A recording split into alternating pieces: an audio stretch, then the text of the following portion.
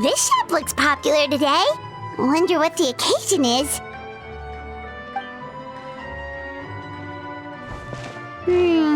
Butterfly Dew Cosmetics now on sale. Huh, looks like it. Oh, Seedween's here too! Hey there, Seedween! Hello there, Traveler and Paimon. I hope you're keeping yourselves fit and healthy. You bet we are! So anyway, what are you doing here, Seedween? The Duke insists I take regular vacations in the Court of Fontaine.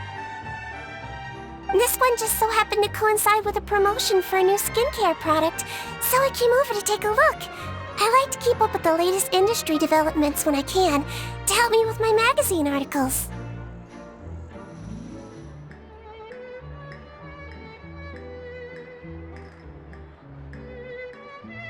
Wait, you write? For a magazine? Which one? It's called Beautés en Fleur, and it's run by the Fontaine Beauty Association.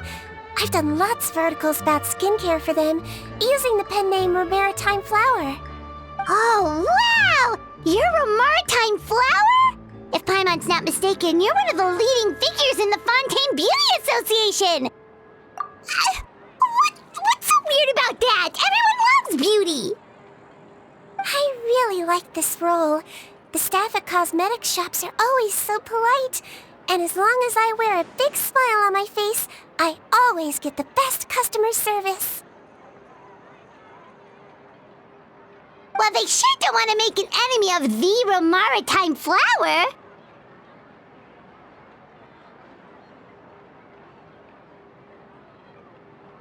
Obviously, it's because of Seedween's love for beauty. Still a leader of the Beauty Association? That's incredible. The truth is, I study this field because I cherish my own appearance. It has nothing to do with being beautiful or not. Oh, the words of a master beautician defy comprehension! Oh, wait, you're saying that natural beauty is the highest form of beauty, right? Not really. Actually, Melusine aesthetics are very different from human ones. We don't view humans based on their appearance. If I had to describe our approach, I'd say it's based on cuteness. Oh! Really? Yep. Still, I really value my current appearance, and in the process of taking care of it, I've ended up learning quite a lot about skincare and stuff.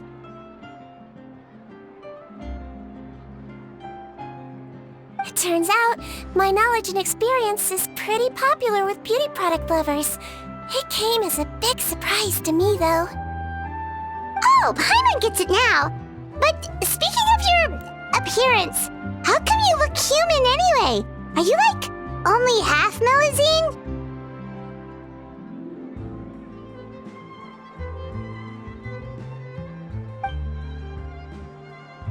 Ooh, wait, sorry. That was probably really offensive, wasn't it? No, I don't mind. I'm not mixed, though. I made a decision to turn myself into this form a very long time ago. If you're interested, I could tell you the story. A shape-shifting story? Oh, heck yeah, of course we're interested! Once upon a time. Long ago, humans rejected Melusines, and Melusines feared humans. There was one Melusine who became fascinated with human medicine, but no human wanted her help. And there was one girl who liked Melusines, so no humans would make friends with her. So, the Melusine became the girl's friend, and the girl became the Melusine's patient. Your checkup's all done. You're still in perfect health. Thank you, Dr. Melusine. In this game of doctor and patient, a friendship was born. Then, one day, the girl fell ill. The Melusine was the only doctor to arrive on time, But the adults sent her away. Scram! Melazines can't be trusted! So just because I'm not human, I can't save my best friend? In desperation, the Melazine approached the frightening witch. She begged and begged until she got a reply. If you take this potion, concocted of sin, you will gain a human face and grow human limbs. But then, you will lose everything that attracted this friend of yours to you in the first place. Can you accept that? The Melazine did not hesitate for very long.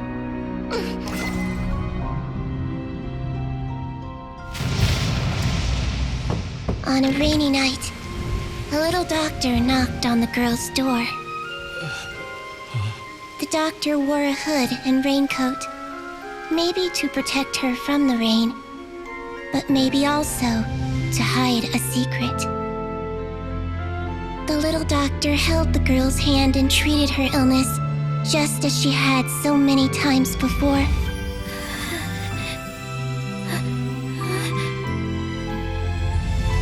Dawn came, and the little girl's condition improved.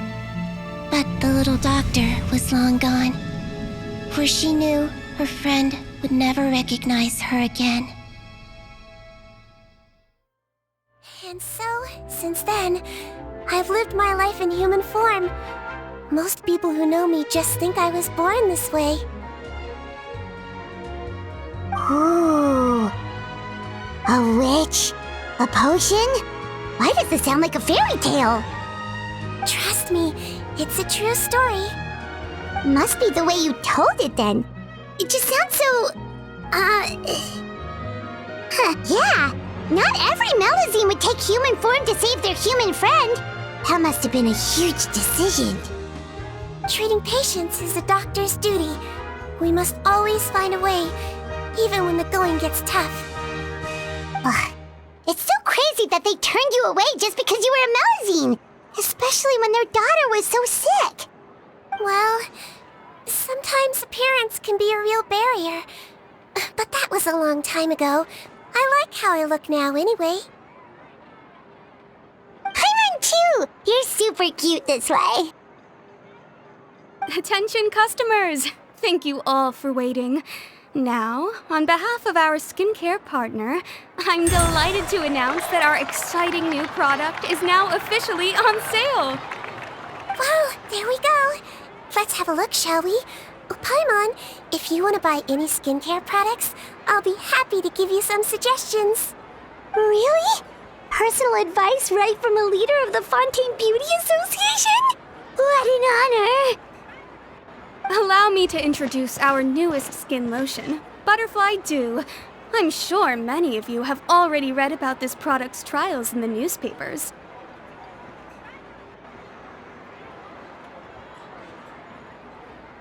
To say that it improves skin quality is an understatement. This product gets its name from the way it transforms your skin and makes it glow anew, like a butterfly emerging from its chrysalis and spreading its wings for the first time. We are thrilled to have the inventor of this fantastic product with us here today. Please welcome Mr. Rawat, a researcher from the Fontaine Research Institute. Now, without further ado, I'll hand over to Mr. Rawat to tell you all about what Butterfly Dew can do for you. Thank you.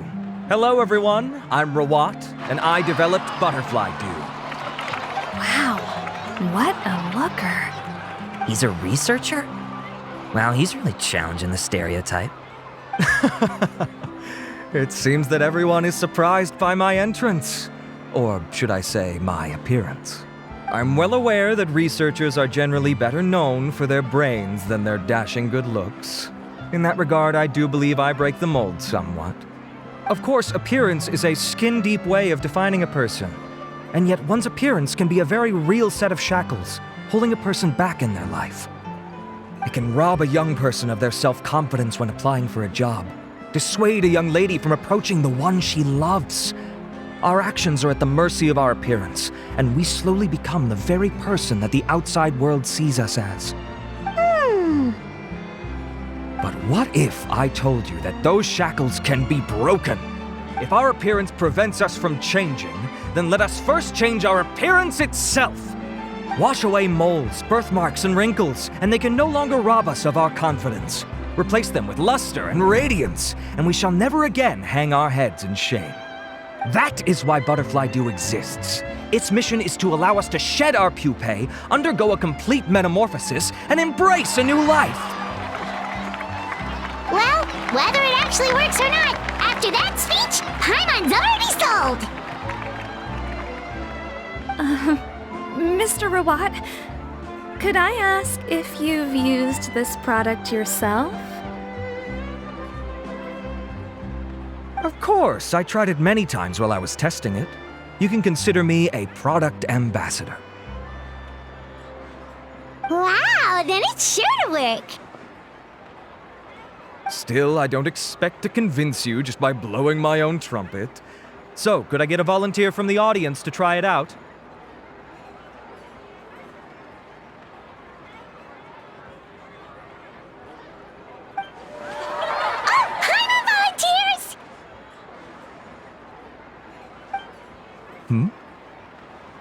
Oh! Ah, what an honor! It appears we have a giant of the Fontaine Beauty Association here with us. In that case, Miss Sijuin, could we seek your most expert opinion on this product? Sure. Whoa, is that Romaritime flower? They say she's the pickiest user of skincare products in all of Fontaine.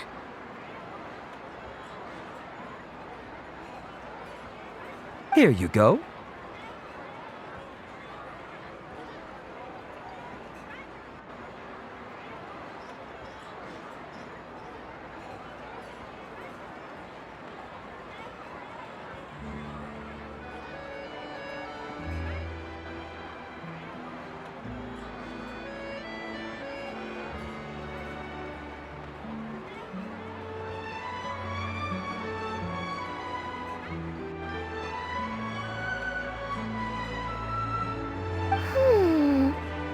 Well, it's very kind to the skin, and the absorption rate is high.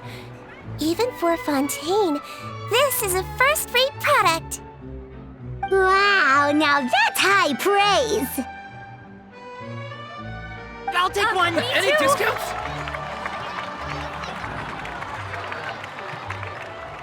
All right. Well, all that remains for me to say is, Butterfly Dew is now on sale!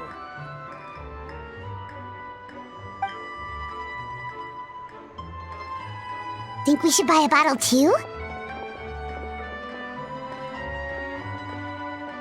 Aww, really? Well, it's still good to care for your skin though, right? Paimon definitely feels kinda rough from being exposed to the elements all the time.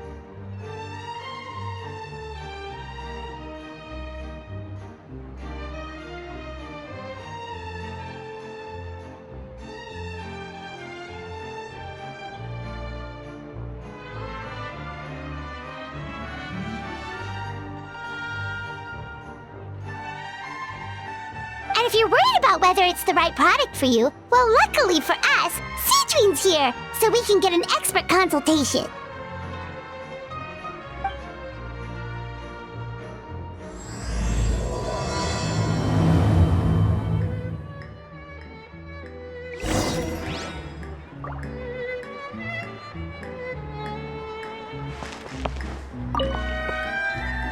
It's an honor to receive such high praise from you.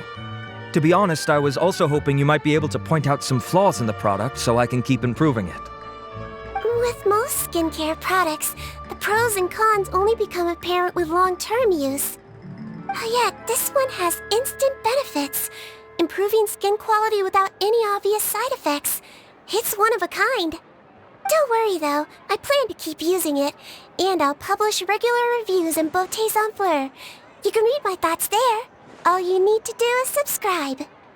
Oh, I was hoping for a more casual conversation, but You are a beauty association leader, after all. I understand if you want to keep this professional. Seadreen? Oh, excuse us, Miss Beauty Expert. But do you think this product is a good choice for me and him? Wait, are you the renowned traveler? That's right, and by his side, the equally famous Paimon.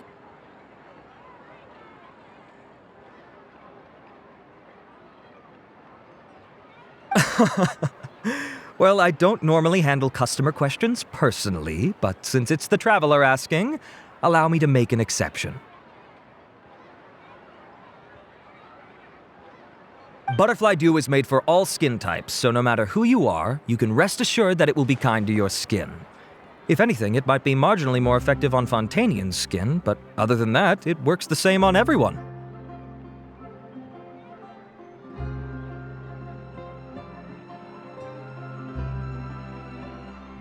Why would it work better on Fontanians? In the interests of protecting my trade secrets, I'm afraid I can't answer that, Miss Paimon. Alright then. How about a friend discount? Save yourself the trouble. I'd be greatly honored to have both of you use my product. Here, take 2 bottles for free. Yay! Paimon's private fund survives!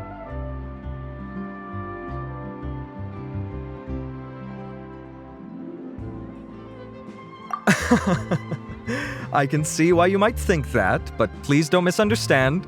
This gift is simply a token of my esteem. There's no business motivation behind it.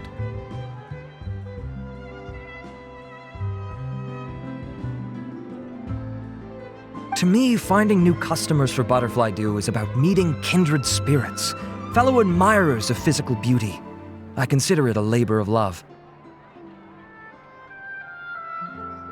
Admirers of physical beauty? Eesh, that's embarrassing to say out loud. It sounds so shallow. It's nothing to be ashamed of, Miss Paimon. Most people claim to desire inner virtue, but it's still physical appearance that turns their heads. This is a fact of life.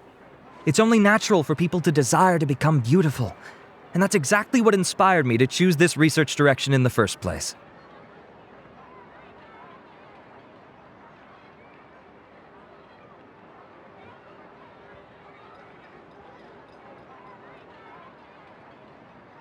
You're right. Everyone loves beauty, don't they? Look at the time. My apologies, but I have other things to attend to. I'll leave you with these 2 bottles of Butterfly Dew, and I look forward to seeing you again. Paimon, I'd say there's no need for you and the Traveler to use this product for now. Why? Is there a problem with it? The quality is fine. I just think there's room for improvement. I think I could add some ingredients to the mix to make it more effective. Really? Then why didn't you tell Rawat about that? Researchers are a very special breed of human. You can point out their flaws to their face and they won't mind very much. But if you tell them that someone else could do a better job, ooh, now that'll make them really upset. If I'd mentioned it, he probably wouldn't have given you those 2 bottles for free. Fair enough, that makes sense. If you're interested in the more effective version, I can write up a list of ingredients for you. Just come get me once you've gathered them. When you say more effective, you mean it'll make Paimon even prettier? Ooh, how can we say no? As for me, it's probably time I got back to the Fortress of Maripede. I mustn't leave the infirmary unattended for too long. Alright, see you there then!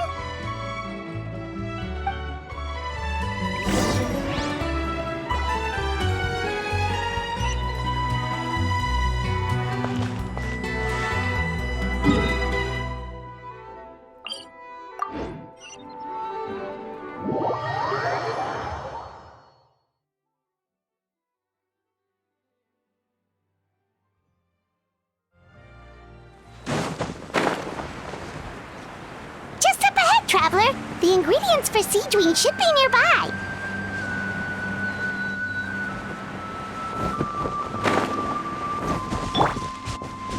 Illusion shattered! Fast wheel of life. Torn to oblivion!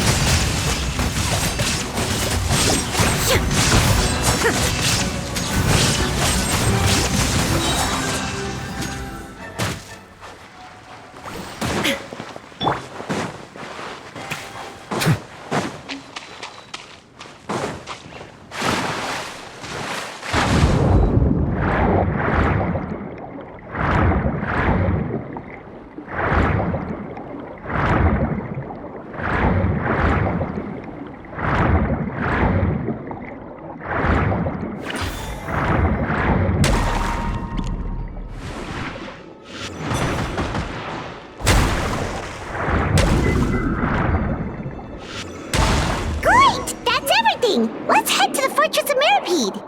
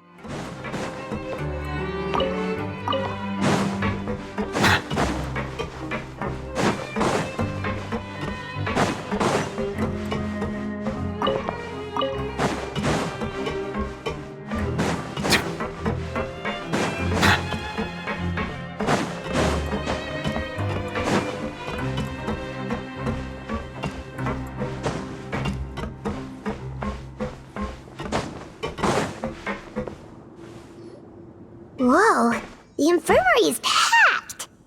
Please, you have to believe me. I saw it with my own eyes last night. Another me! He looked exactly like me. Got it? Okay. I've written down everything you told me. Now, I have a few tests to run. Take a deep breath and don't worry. It's nothing to be nervous about. First, which finger am I holding up? Your index finger, but I'm telling you, my mental state is fine. I'm not crazy. Very good. Now, on to the next. Hey there, Your Grace. It's been a while, huh? Ah, it's you two. Indeed it has. I would offer you some tea, but I'm afraid the timing is unfortunate. Duty calls. No worries. Actually, we were looking for Seedween. Do you, know what all of this is about? This inmate came running to the guards in a panic, claiming to have seen his exact doppelganger. A doppelganger? Doesn't that just mean someone else kinda looks like him? And that's what I thought when the report first reached my desk. But we've inspected our records. No one even vaguely resembles him. Considering how certain he is of what he saw, I can only surmise that he's having some mental issues. So I brought him for a medical evaluation. All right, very good. Take a sip of water and rest for a bit. Evaluation complete. I couldn't find any symptoms pointing to a physical condition. I see. So do you still believe there's more likely to be an issue with his mind than his body?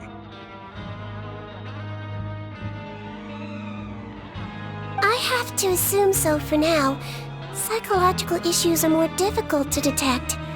At this stage, we can at least confirm that he is in command of his cognitive faculties.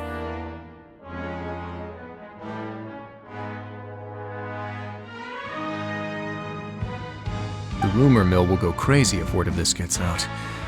Guards, take him to the ward for a period of observation.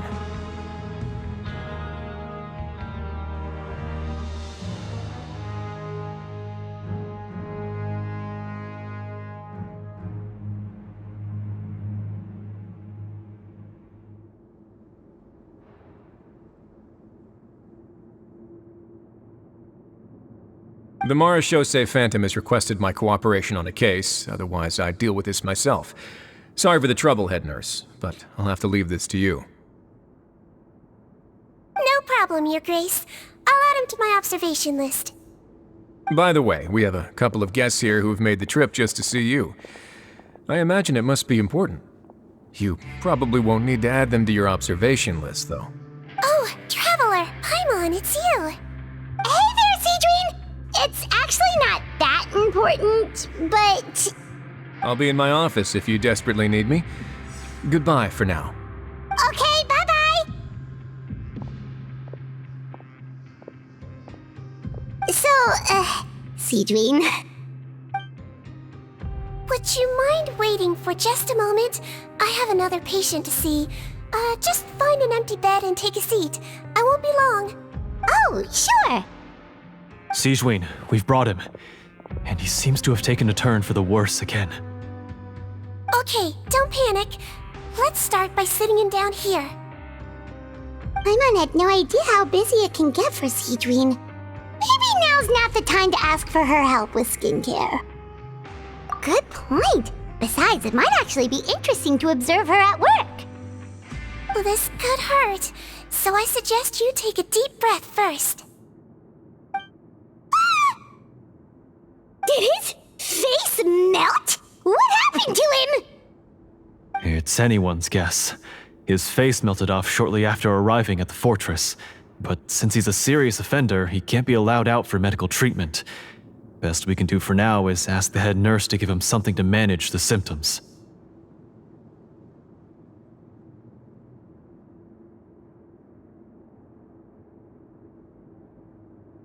Oh, this is gonna be awkward. We still need to bring him to the Marechaussee Phantom for questioning. What if he scares them half to death? Will that be our fault? The Marechaussee Phantom? Does this have something to do with the case Risley's dealing with?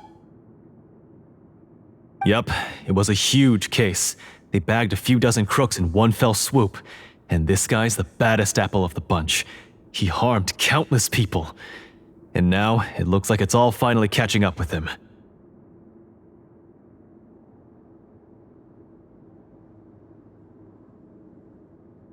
You done gawking? Not yet. I need to check the severity of your ulcers to decide the right dosage. Don't worry. We Melazines have a very different sense of aesthetics from humans. To me, he just looked like a little kitty with slightly scruffy fur, but still just as cute. Don't patronize me. Do I look like a kid to you? Just give me the meds and let me out of here. I already missed my cell.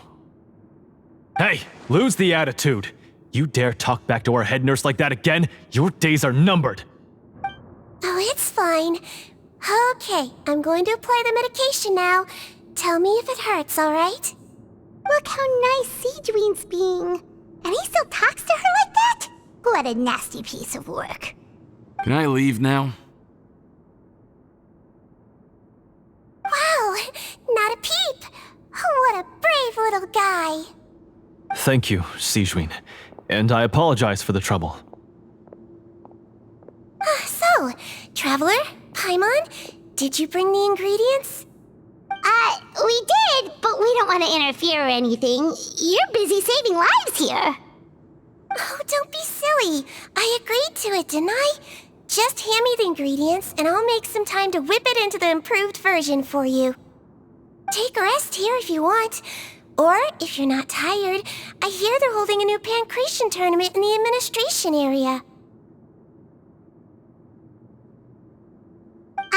Or alternatively, is there anything we could help you with, Seedween? That's right! Let us help you out! It's the least we could do! Good point. Kind-hearted humans start to develop guilt if they accept free help from others. Don't worry. I'll take a look at my schedule. I'm sure I can find something to treat this condition. I gotta warn you, though. It'll be tiring work. So I suggest you take a break first, then come back and see me when you're ready.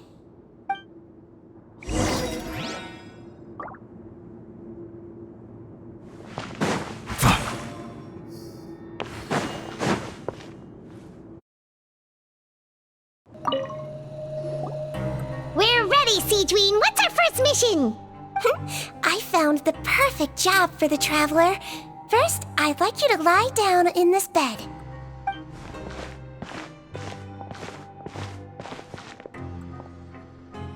What for? I need you to pretend to be sick. What? Oh, is it that difficult? I thought you did a pretty good job last time. Oh, so you knew. I sure did. He was way more interesting than the usual malingering inmates, and you played along very well, Paimon. I observed you two for quite a while after that.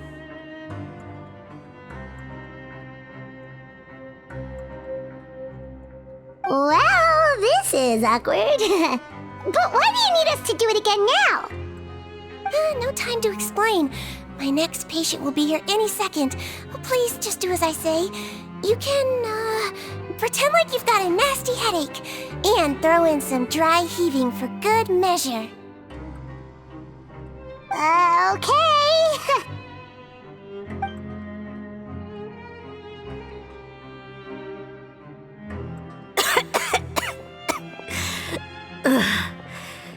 Hey, Duck, it's me. I'm only here because my mom won't stop pestering me about it. So annoying. Well, your mother has enough on her plate with a busy job. Well, the last thing she needs is to worry about you being sick as well. I know! I shouldn't treat the place like a playground, shouldn't go swimming in the lower levels where we join up with the sea, because it'll give me a cold and distract her from her work. I thought I'd be able to have some fun here at the fortress for a few days, but it's always, don't do this and don't do that. All right, sit yourself down and I'll take your temperature. Your fever still hasn't gone down. Well, here's your medicine. 1 cup for starters, and we'll see if it helps. But Doc, it's so bitter. Do I really have to drink it? I mean, I'll be fine, right? I've got an uncle who caught a cold. His fever went away on its own after a couple days. Can't you just write me a note saying I'm on the mend? I just need something to keep my mom off my case. I sure can. You're a very brave boy after all. Huh? Brave? What makes you say that? Well, if you want to rely on your own immune system to clear up your fever, then you'll have to tough it out like this guy.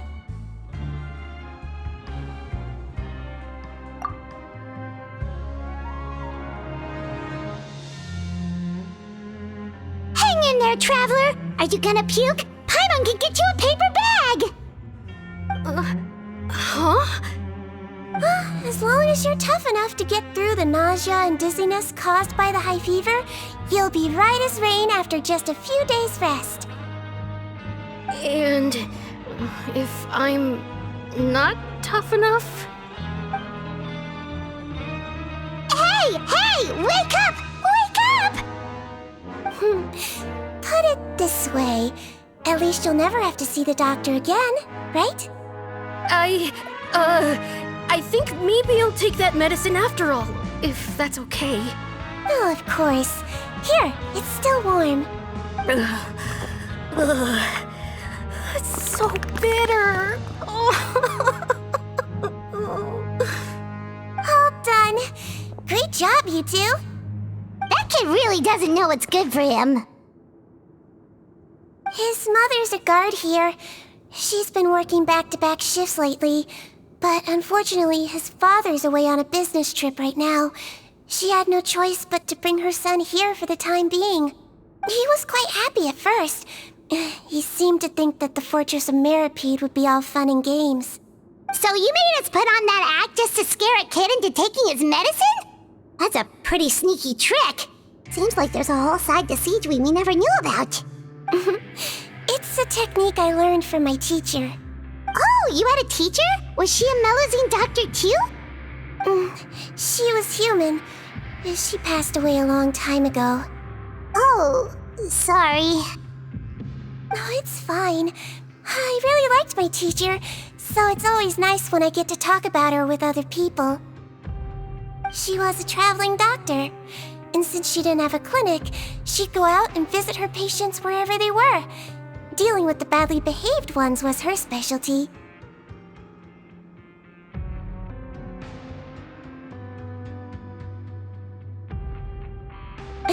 She used to say, if you can scare the little brats into taking their medicine, you won't have to hear them wailing and screeching when their condition gets worse.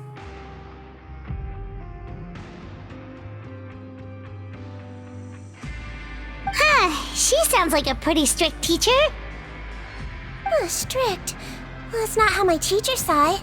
She thought of herself as terrifying to kids. Strange way for a doctor to describe themselves. Now Paimon's curious to know what she looked like. As it happens, I actually have a picture of her.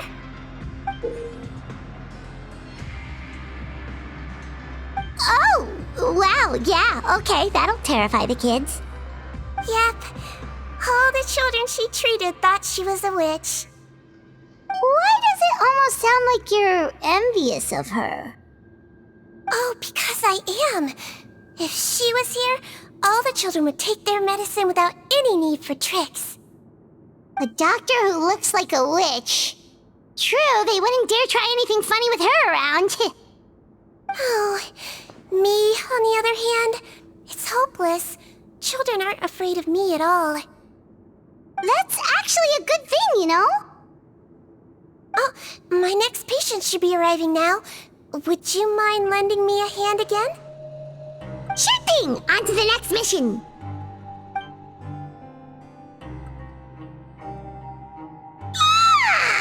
Is it nighttime already? That flew by. You really have a busy job, Siegeween. Well, thanks to you two, it was much easier today. Aww.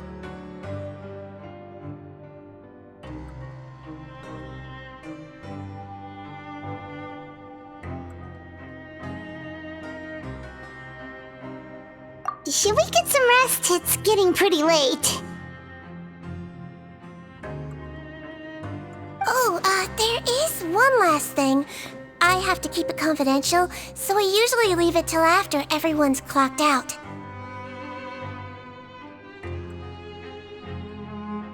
Confidential? Are you sure you can tell us?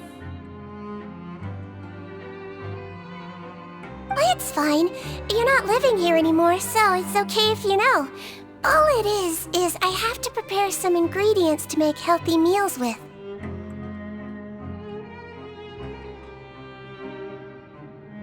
Wait, you mean those healthy meals? My patients refuse to eat any healthy meals I prepare in front of them, so I have to prep the ingredients in secret, then let the chef at the Coupon cafeteria handle the rest.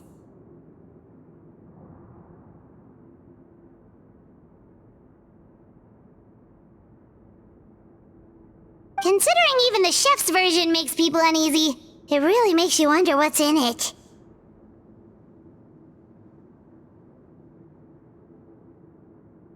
You want to find out? I can teach you how to make it. That way, if you ever suffer from exhaustion on your future travels, you can prepare a healthy meal for yourself. It's really good for you, you know.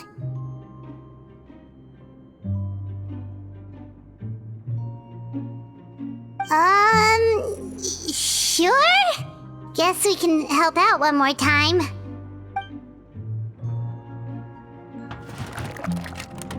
The ingredients are ready. Now, put them on the table and add them in the order I tell you. First, we add this special slime condensate, stir it thoroughly, then pour it in. See that? It adds elasticity and looks just like tasty jelly, doesn't it? Yeah, it really does. Until you remember it's slime condensate. Next up, xenochromatic crystals. You want to crush them up into a fine powder, like powdered sugar. Wait, are those from Fontimer Aberrants? Are you sure they're edible? Finally, we'll need some high-protein meat. Frogs are an excellent choice. You just need to clean their innards, and then you're left with some lovely, tender meat. Oh! Frogs. And we're done. All that's left now is to pack them into lunch boxes and hand them to Walsey. Yesterday in the production zone, I noticed an inmate who's been working for 2 days straight. That means it's a healthy meal for him tomorrow. Seedwing really does have the inmate's best interests at heart.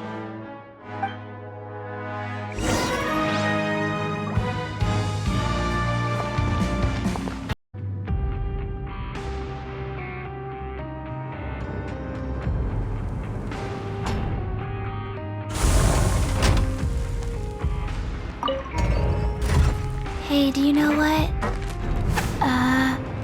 Neither do I. Like...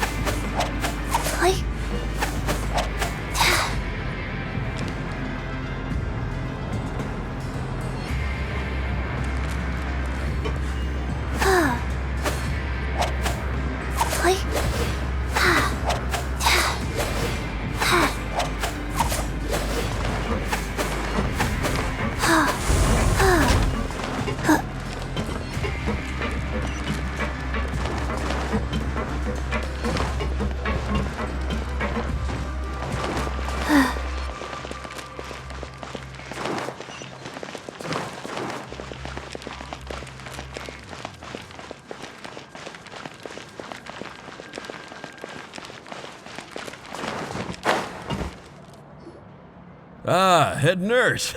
Got some extras for me? Just the one today. The serial number's on the lid. Sounds good. I'll make sure it gets delivered. Sounds like they're talking in code. Thanks for your help. Oh, it's no trouble at all. I only wish I could do more. You work so hard for all our sakes. I'd happily lose a little sleep if it meant helping you out. That won't do. If you reduce your sleeping hours any further, your health will start to suffer. All right. Nurse's orders. I'll do as I'm told. But you take care of yourself too.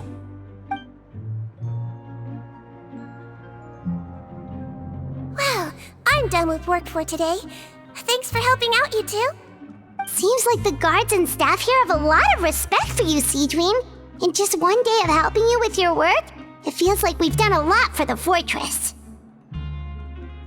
Head nurse, please, wait. I'm sorry to disturb you this late at night, but I think you'll agree, this is urgent.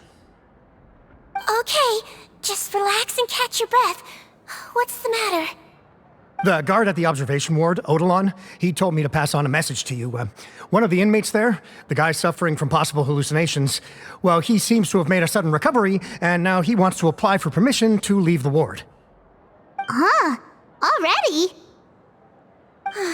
You were right to tell me. I'll have to examine him and make sure he's well before we discharge him. Looks like we've got one job as medical assistants left. We'll come with you.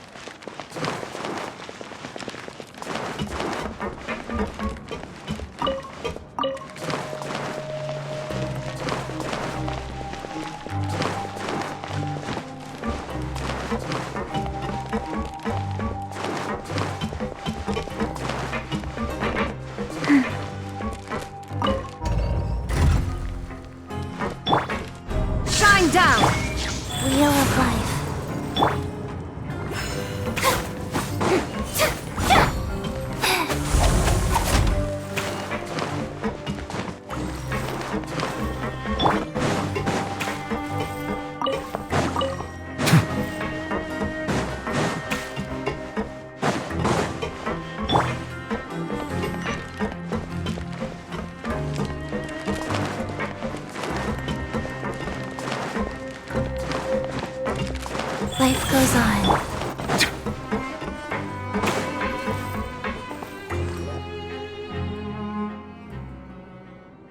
Ah, head nurse, you're finally here. I'm so sorry for all the trouble I've caused you, but I believe I've now made a full recovery. After giving it some thought, I'm sure that I was probably just seeing things. Stress-related, I imagine. I'd been working long hours, so I definitely wasn't in the best state of mind. I totally understand. Still, I have to give you an examination before I can discharge you, okay? So, take a deep breath and don't be nervous. It'll be the exact same procedure as we did this morning. We can start whenever you're ready.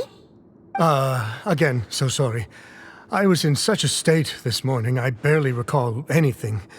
Would you mind taking me through it again? Oh, not at all. It's a lot to remember.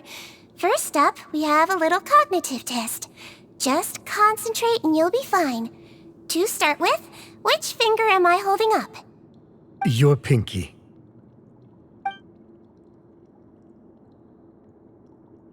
Alright, all indicators seem normal. So it was a stress-induced hallucination after all? Well, we've certainly had previous cases of mental illness caused by overwork, which is why I carefully observe everyone in the production zone. I wonder how I managed to miss the signs this time. Please, head nurse, you shouldn't blame yourself. I'm just still adapting, that's all. Pushed myself too hard, and I guess I couldn't take it. Thanks for looking after me. I'll be as good as new after a good night's sleep. And if you can give me the okay, I know I'll sleep better back in my good old dorm. It can be difficult to relax in an unfamiliar environment. Alright then, you can leave the ward. I suggest you take 2 days off to focus on your recovery. I'll take you off the observation list for now, so you're officially discharged. Great. I can't thank you enough, head nurse. Mr. Odilon, could you escort him back? Of course. I'm on guard duty in the administrative area tonight, so nothing will go wrong. You have my word.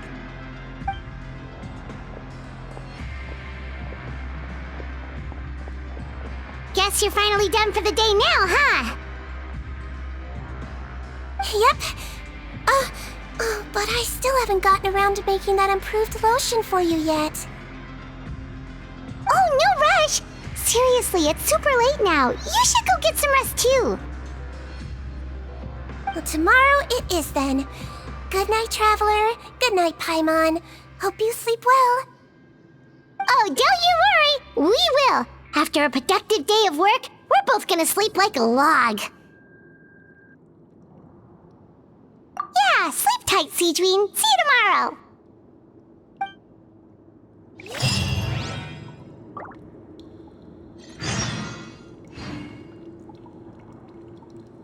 I really did sleep like a log.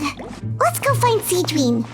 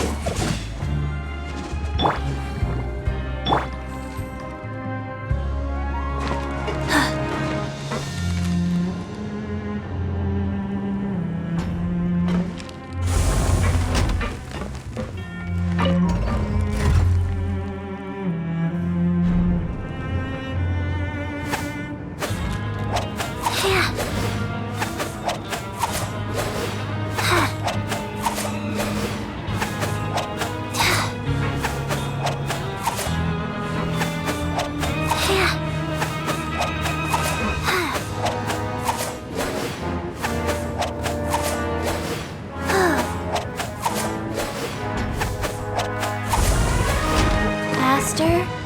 Okay, faster.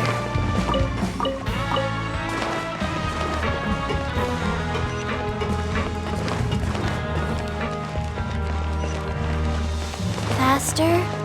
Okay, faster.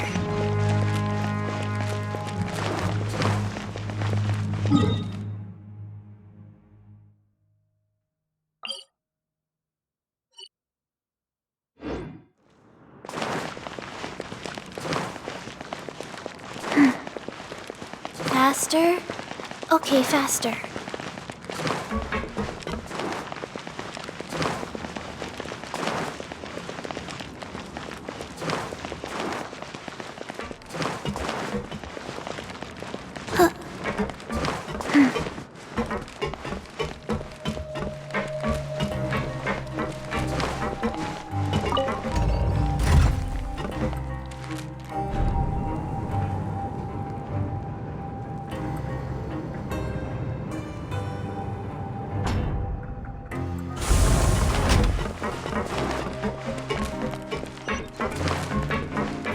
Faster?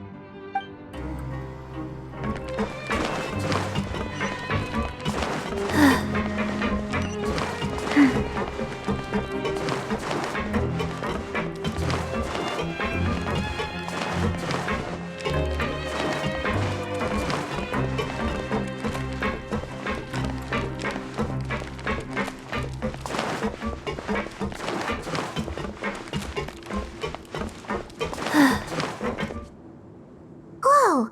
How is the infirmary even busier than yesterday?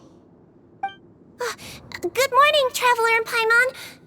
I have a few people here for a checkup, so you might need to wait for a while. No problem. Anything we can do to help? There's a bit of a complicated situation here. I'm still getting to the bottom of it myself. You have to believe me. I'm telling the truth. You're in a medical facility. Keep it down. Please, listen to me. I'm not Gascon. I'm Uwe. You're a horrible liar, you know that? We get all your mugshots with the arrest warrants. It's clear as day that you're Gascon. You mean because of the way I look? I don't know what happened. I just woke up like this. Then you guys dragged me in here for an interrogation. I brought you here to figure out what's going on. If you truly are the victim of an injustice, yelling isn't going to achieve anything. At most, it'll delay your vindication. All right. I get it. This is nuts. Yesterday's interrogations went fine, and now this. Morning, Your Grace. What's going on? Remember the case I mentioned yesterday? The one brought to me by the Marechaussee Phantom? Well, we've been questioning the inmates involved this morning. Every single one of them is claiming mistaken identity. Huh. That's even weirder than what that guy was saying yesterday. The thing is, none of them have been able to provide any evidence whatsoever to support their claims. Questioning them further got us nowhere, so for now, we've brought them to the infirmary. And we thought yesterday was as busy as it got for Siegeween. We've compiled their statements. Have a look. Perhaps there's something we missed.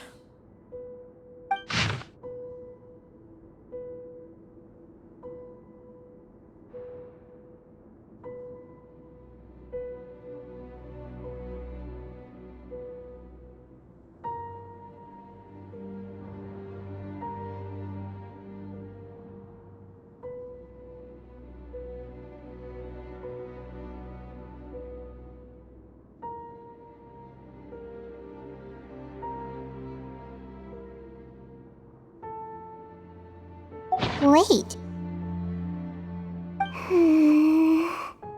Release? Interesting.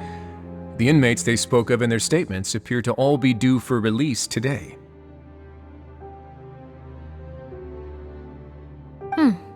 I noticed that too. If that's their plan, they're underestimating us a little. Every serious offender claims that there's someone else who just so happens to be due for release today. And they're expecting us to go along with that.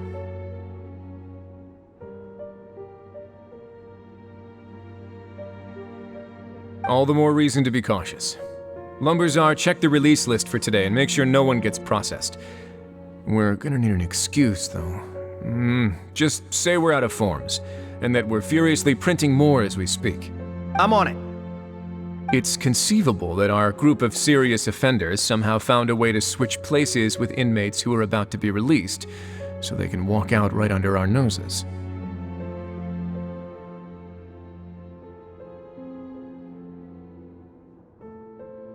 We did consider that possibility. But I mean, just look at them. They match the warrants, period. How could there have been a switch?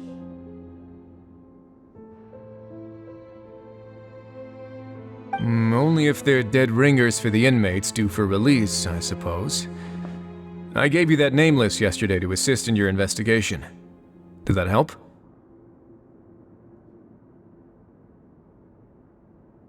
Yes, the inmates' mugshots were attached to the list.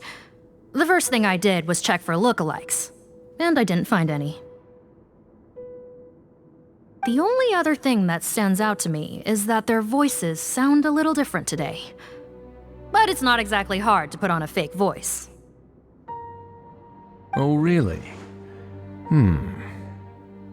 What does our head nurse make of all of this? Give me a moment. I think I have a way to confirm whether there's been a switch. I know, it's not time to change your dressing yet, but please bear with me. Huh? Isn't that the guy from yesterday? This should be Honore. He has very severe facial ulcers, which require an operation in the hospital at the Court of Fontaine. I authorized him to leave the fortress for medical treatment under guarded escort.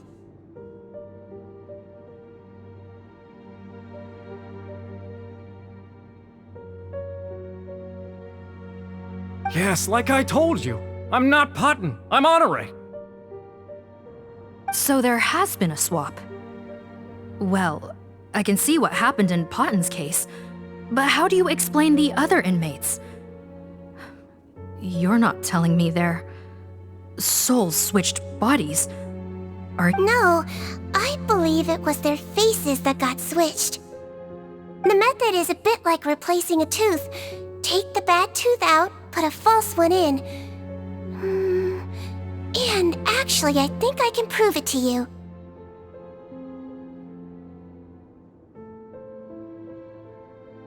Traveler, Paimon, do you remember Eric from the other day? Yeah, sure do. Then you can be my witnesses. To start with, please fetch the inmate who claims to be Eric.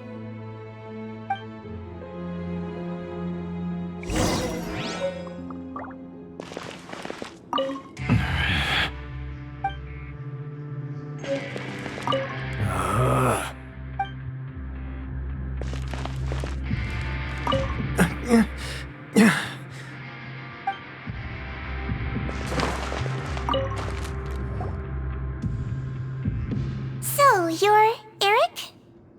Yes, head nurse. It's me. You do believe me, right? I need to do another examination on you. Same procedure as yesterday. All right. It's the cognition test first, right? So I need to concentrate. Now, try to recall if you can. The last time we did this test, which finger did I hold up? I believe it was your index finger. But that means... Huh? So basically, last night the Eric who said he saw another him suddenly recovered and applied to leave the observation ward.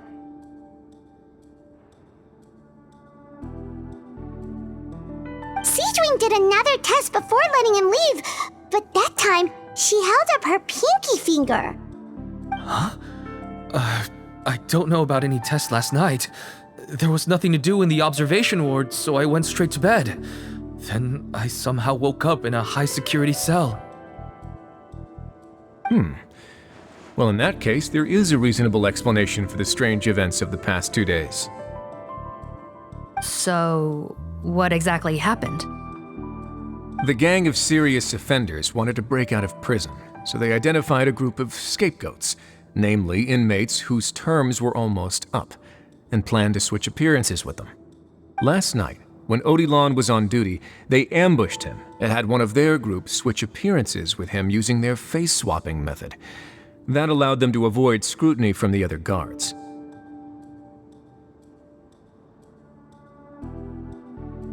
Then, once all the other inmates were asleep, Odilon spent his night shift carrying out the remainder of their switcheroo plan. However, they made one mistake. Henri changed his appearance to match Eric's earlier than he should have done, and ended up being spotted by the real Eric. Real Eric came to the guards for help, but we didn't know then what we know now, so we put it down to hallucination and sent him to the observation ward. However, since one of the gang members was posing as a guard, they simply changed real Eric's appearance and had their Eric take his place, muddying the waters even further. Right, because I put Eric on the observation list by then, and no inmates on that list can be processed for departure until I've discharged them.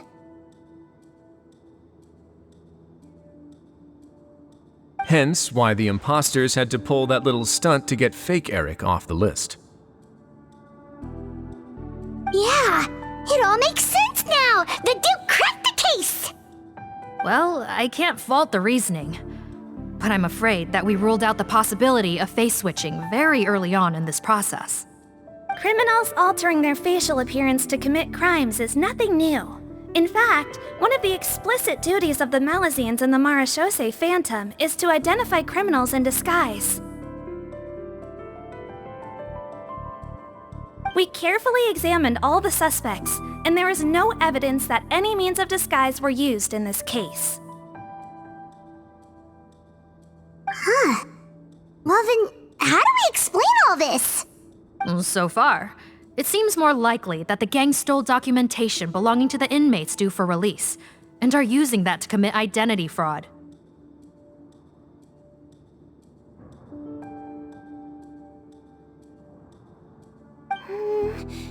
Actually, there is a potion that can completely change someone's appearance. If they use that, even a Melazine wouldn't be able to detect it.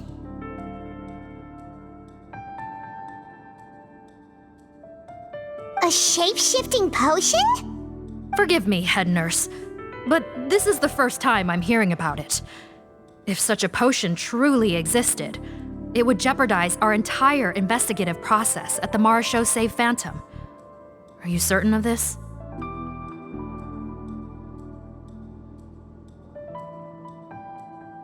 Yes, I am. But... Please, trust me in my professional opinion as an experienced clinician. At the same time, without any solid evidence, it's pure speculation. If we can round up all the inmates suspected of switching places, then have a little talk with both sides, we might just get our answer.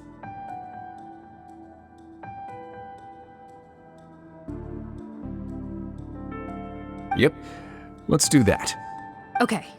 Well, it was our negligence that meant we had to come and conduct these post-internment interrogations. And I know it's put you out. We'll do it your way.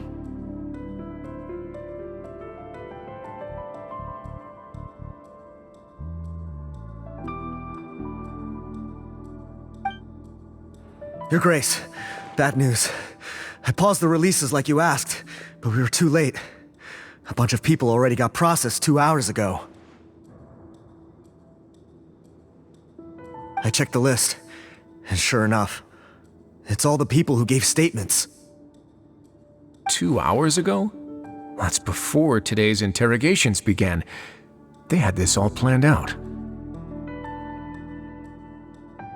So there really was a switch after all. They really pulled the wool over our eyes on this one. We should be able to catch up with them if we leave now, right? Not if that potion is real. They can just switch faces again after leaving the fortress. And if the Marachaussées Melusines can't even spot them, we wouldn't know where to start searching. Yikes! So we're at a complete dead end!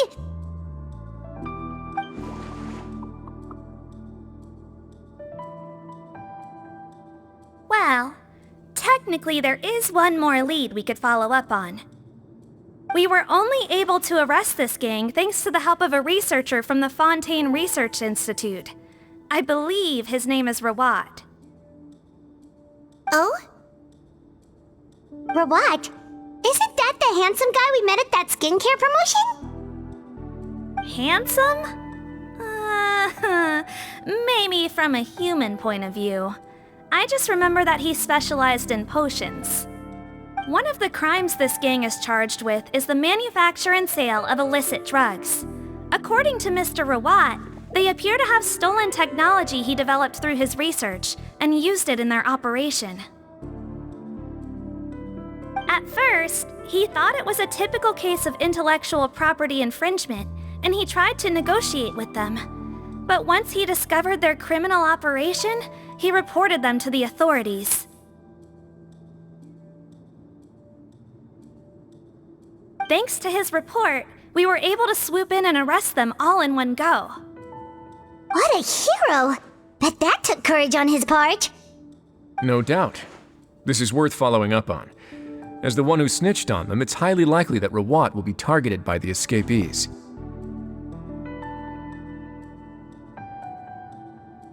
That aside, since he's negotiated with them in person before, there's a chance he'll have some additional information for us. Understood, Your Grace. My team and I will head to the Fontaine Research Institute right away. In the meantime, please keep an eye on the face switch victims for us. Of course. Miss Morgan, I'd like to come along and help you catch these criminals. Huh? Why's that? Well, I'm the one who discharged the fake Eric last night, so I feel partly responsible. Don't say that, head nurse. Your focus was on the inmate's health, and rightly so. We can't ask you to help with arresting criminals. That's our duty. I also have a more personal reason. Cotton is a patient of mine, and if I don't get a new batch of medicine to him in time, his condition will get much worse.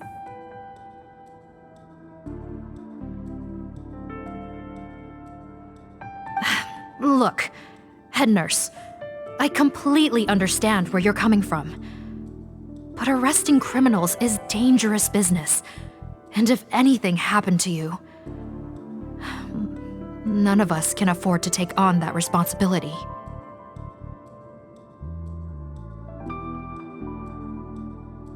Don't worry, I can defend myself just fine. You say that, but still. If I may, Miss Morgan, Sigewinne is the one who raised the potion hypothesis, and I'm sure she has far more expertise on the topic than your team. My suggestion would be to bring her with you. And if you really are worried for her safety, then... Ah, there you go, right on cue. Knew I could count on you. Okay. Well, since this plan has the Duke's blessing, far be it from me to refuse. We should head off immediately. Time is of the essence.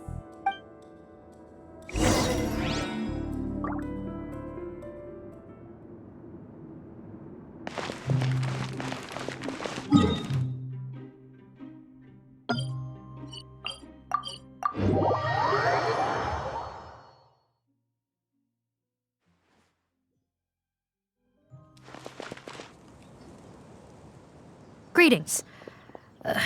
Sorry to impose, but I'm afraid we're here on urgent business, and we're gonna need you to cooperate. The Marachaussées Phantom.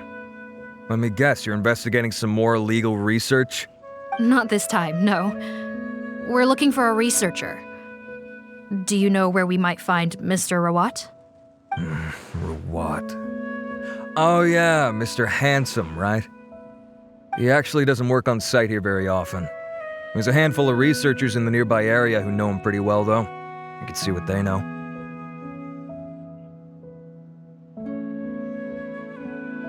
Just a handful? Paimon figured he'd be the most popular guy around. Well, I guess you could say he's popular, at least on a superficial level. He's blessed with good looks, so he tends to make a good first impression on people. But in all his time here at the Fontaine Research Institute, I don't think he's ever had a single deep conversation about his research with his peers. That's no way to make real friends around here.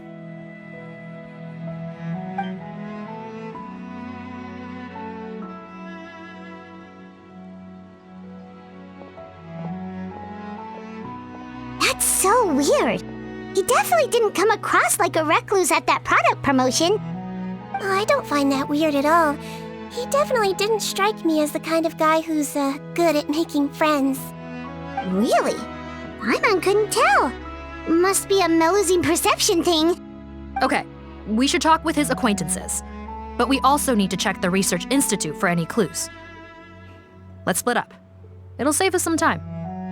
Sure thing. We'll go ask around among the other researchers with Seedweed. Paimon's suddenly kinda curious to know what everyone really thinks of him.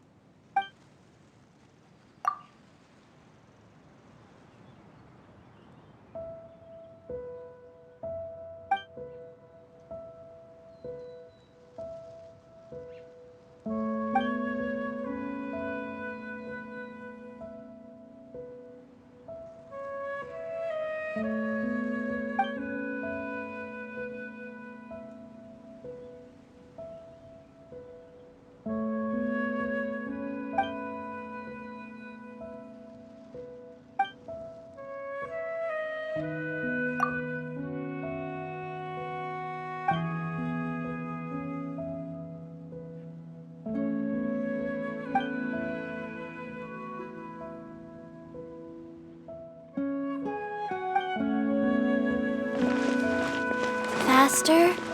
Okay, faster.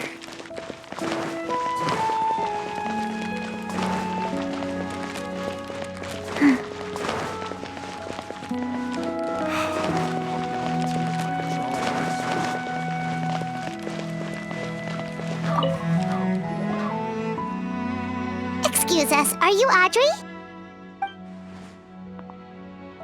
That's me. What is it? Are you close friends with Rawat? We're trying to find out where he is. Close friends? You mean because I told him I had feelings for him once? I doubt I'm the first or last at the Institute to make that mistake. Why would you single me out as a close friend? I should have known, really.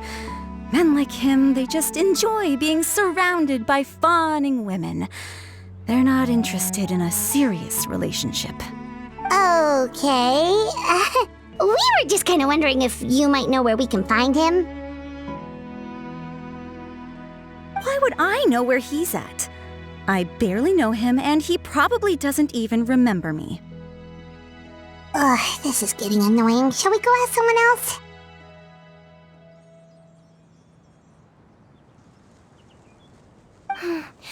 I think she knows Rawat better than she cares to admit. If we leave now, it might be a wasted opportunity.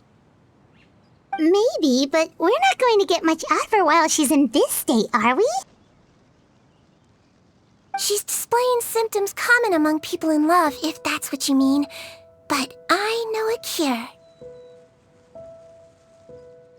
It's curable? Oh, we're still no closer to finding Mr. Rawat. Oh, by this point, he could be in grave danger.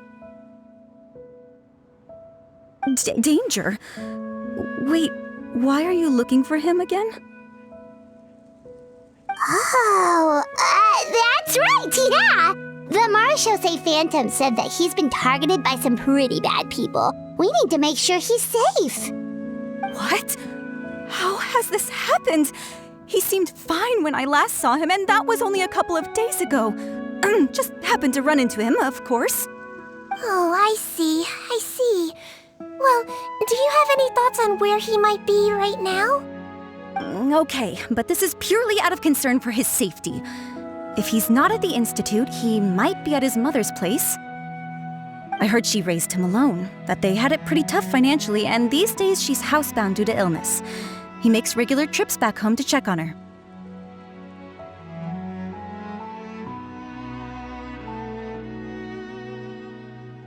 Oh, okay. Do you know the address? Nope, sorry. I only found out the thing about his mother because it came up in conversation once.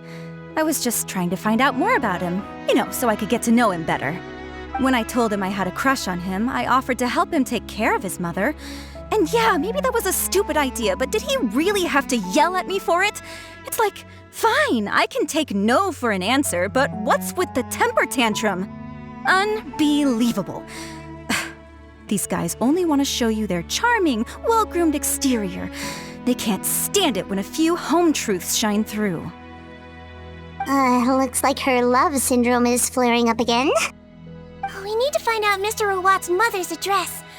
Let's check with the Marechaussee officers when we regroup. Cool, sounds like a plan.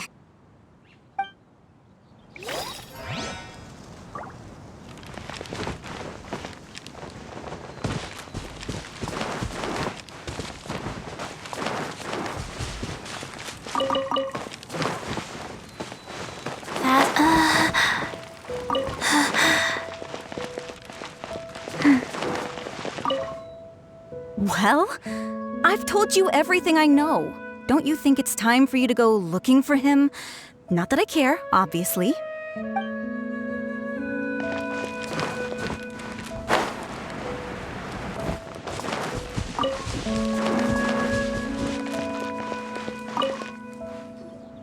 Hey there, are you in Teeb? What do you want? We're here to ask about Rawat. Any idea where he might be? We were told you were pretty close with him. Close? Not sure that's the word I'd use. He wouldn't even let me use his patent. Huh? It's been a good few days since I last saw him. I don't know where he's at. Go ask someone else.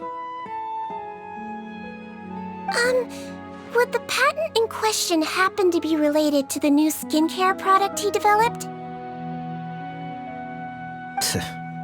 Yeah, kinda.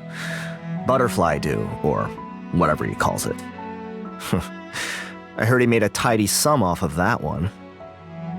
Okay, now we're getting somewhere. Keep going. Most of the other researchers here focus on mechanics, energy, stuff like that. I get why he wouldn't be interested in having anything to do with them. But I'm studying coatings. There's a huge overlap in our areas of research. Why would he refuse to work with me? I bought his product once and noticed it contains a unique substance that might have applications in coatings too. If it worked out, I could probably make as much as he's making.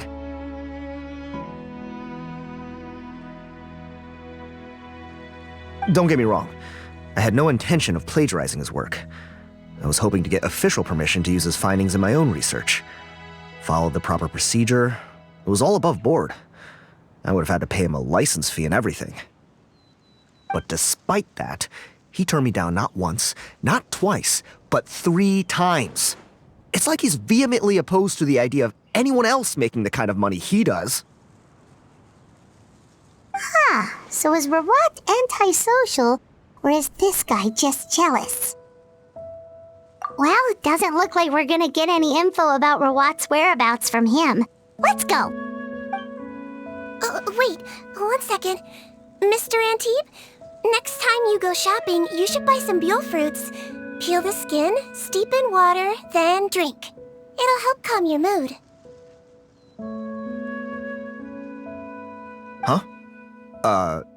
Yeah. Thanks.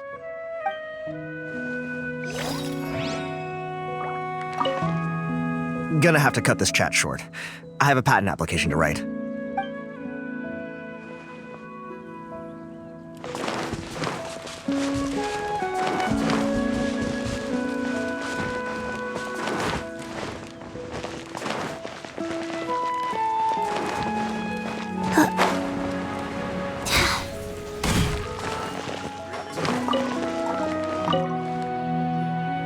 Sorry to bother you, sir, but are you Bertram?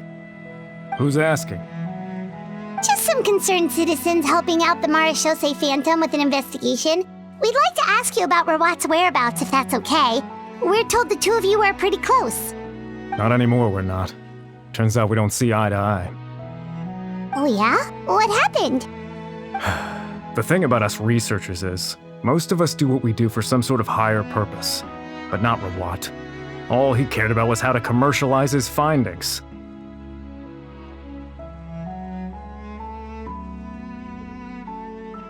He won't even let you work with him unless you sign a confidentiality agreement first. Also, he has better control over who gets which intellectual property rights. How are you supposed to get any meaningful research done working with a guy like that?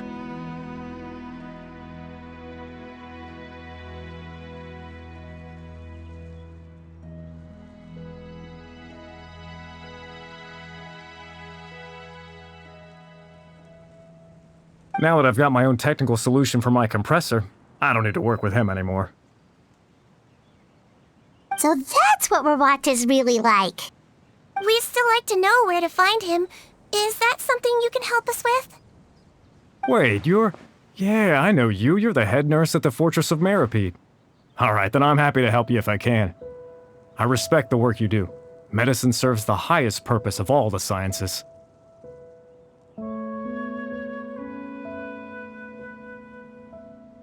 Wow, turns out Seedween's got some real clout. Thing is, I have no real way of knowing where he might be. I stopped working with him 2 months ago, and I've barely seen him since. But if you want my advice, I'd say go talk to the peddlers. There's a few he meets with every other day or so. Maybe they know where he's at. Peddlers?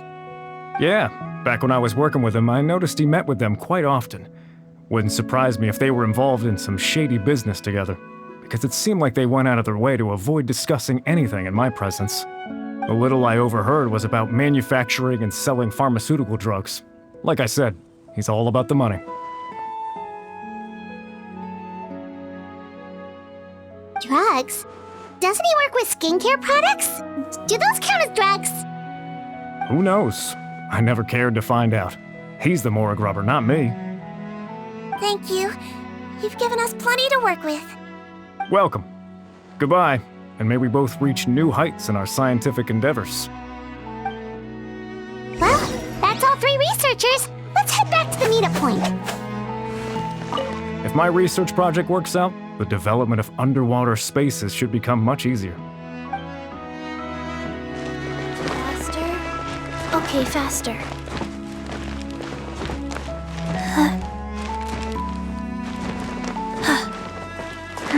Faster? Okay, faster.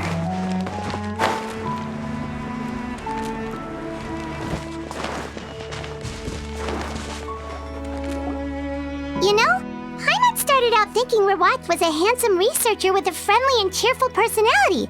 It's such a surprise to learn that his peers have a different impression of him. So, what's your view of him now, Paimon? A handsome researcher whose difficult upbringing turned him into a profit chaser with a chip on his shoulder?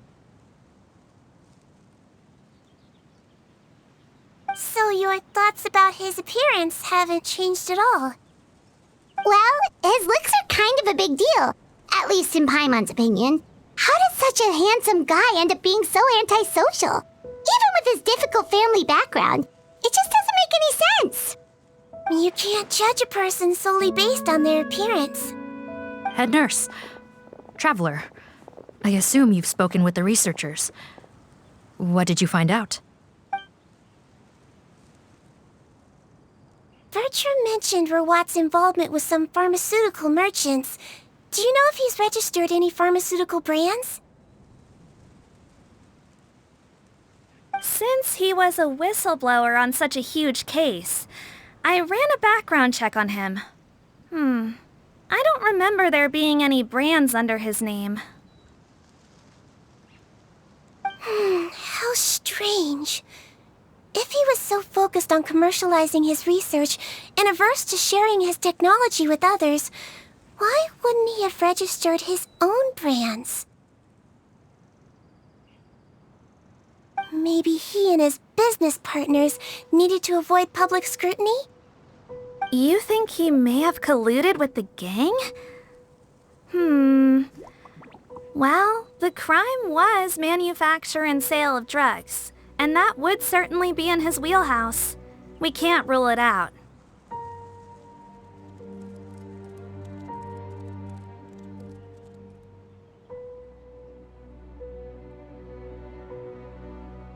Isn't that pretty unlikely, though? He was the one who blew the whistle on them!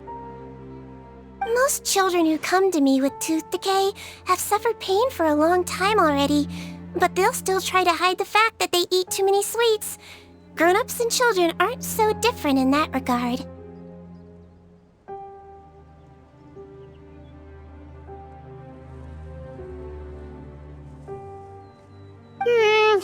If you say so. I saw him when he came to make his report, and I certainly didn't get the feeling that he was the type to collude with criminals. Perhaps it's more likely that they were coercing him.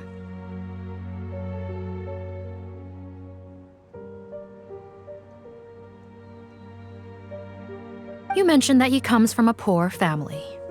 So, it's possible that the criminals approached him asking for academic support, luring him in with the promise of riches. By the time he discovered who they really were, he was in too deep. They had leverage on him, so he was forced to keep working for them. I've seen it happen many times before.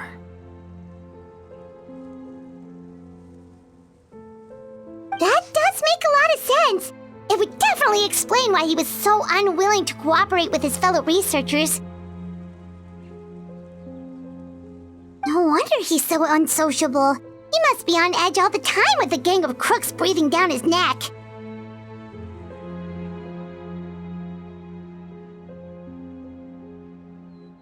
In that case, the situation could be worse than we thought. If Verwat was working with the escaped inmates, they're sure to know more about his whereabouts than us. Oh, there's a good chance they'll get to him before we do.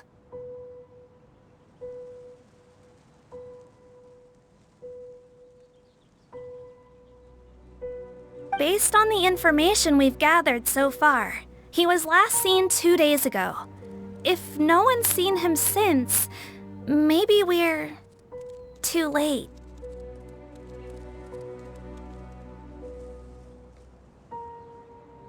"2 days ago? So he went missing right after that product promotion. That was the same day he reported the criminals, too. Not a good sign. Don't worry, everyone. I believe we still have a chance. Since he disappeared right after blowing the whistle, it's likely that he's gone into hiding. Yeah, he must have been worried that they'd come for him. All the more reason to find him as soon as possible. The only lead we have at the moment is his mother's house, which you mentioned earlier. Seath, think you can find the place? Yep. When you register a brand, the Court of Fontaine requires you to provide a legal address. The one Rawat wrote down was in the outskirts of the city. That should be the place. Okay, then there's no time to lose. Let's move.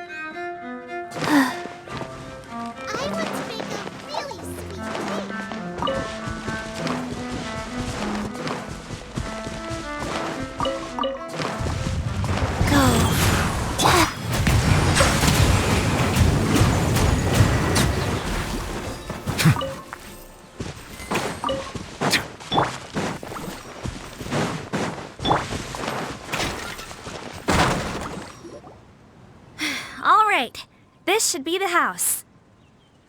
I'm pretty sure this was the address. Okay, I'll knock.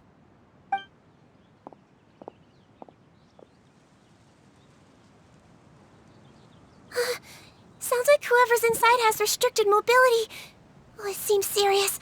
Oh, what's the fastest way to get this door open? Break the door down? No, I'll handle it. Let the expert deal with it.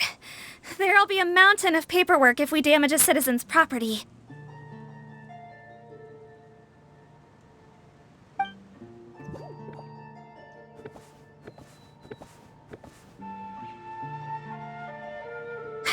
Calm down. Deep breaths. Remember your training. Control your strength. And... it's open! Seath, take a few people and lie in wait. Keep your eyes peeled for any activity around the house. The Traveler, head nurse, and I will go inside.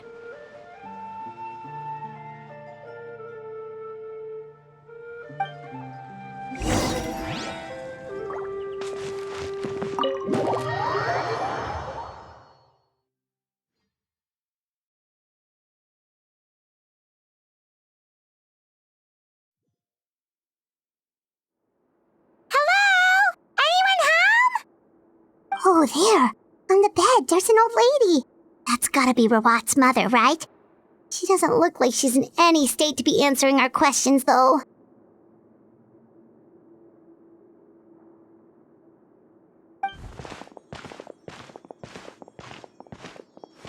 We could try, but she is very ill.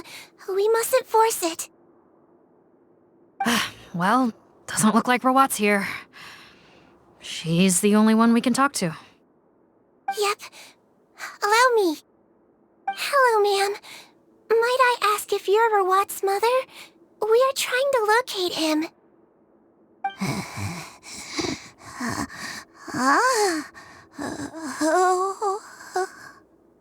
Hard of hearing, perhaps. Does anyone have a picture of Rawat? I have one here. I'd like to show you a photo, ma'am. Is this your son? Do you know where he is?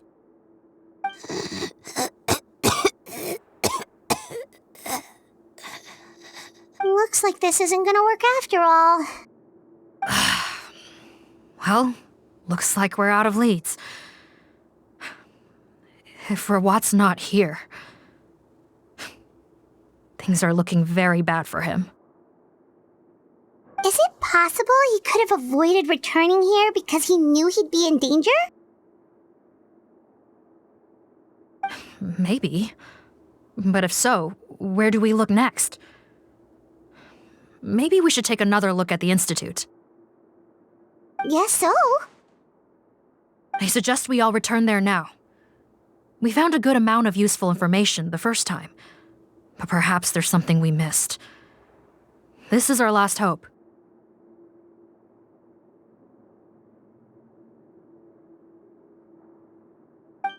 Sorry, officer, but could I stay here for a while?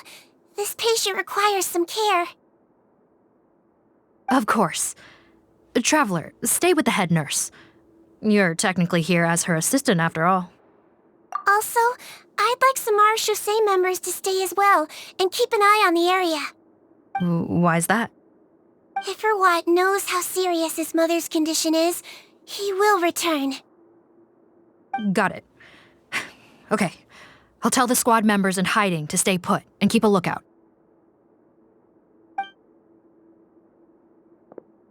Thanks for helping me out yet again, Traveler and Paimon. No problem. But when you say her condition is serious, do you mean... Yes. She's barely clinging on to life. Oh. Let me take care of a few things first. Could you pass me the towel over there? Yeah, of course.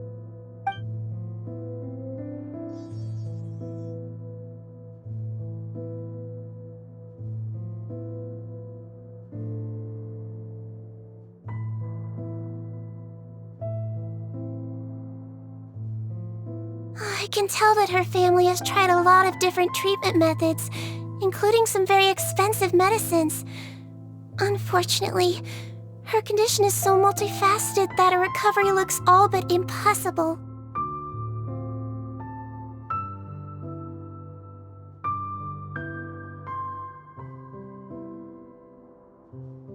Cedrine. Paimon bets being a nurse must be pretty tough at times like this. Yes, it makes me a little sad. In a Melizine's eyes, a human's birth, aging, sickness, and death are as much a part of natural law as sunrise and sunset. But human medicine can defy that law to some extent. In that sense, it is a science of miracles. That is why I became fascinated with it in the first place. But it was only after I truly became a doctor that I realized miracles don't always happen. Even the greatest doctors cannot cure all diseases. Cedrine. Well, don't worry about me, Paimon. A doctor's duty is not to cure all diseases, but to treat whatever ailments they can. At the very least, I can lower her fever. That way she'll suffer less, and she might even be able to see her son.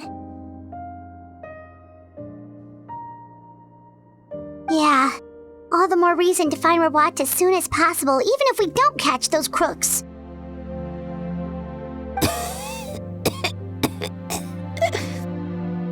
Oh, her fever is getting worse. Could I get some hot water? Sure, we're on the case.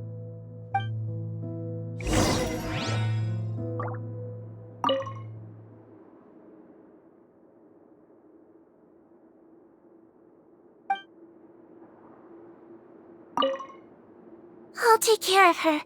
Fetch me some hot water if you would.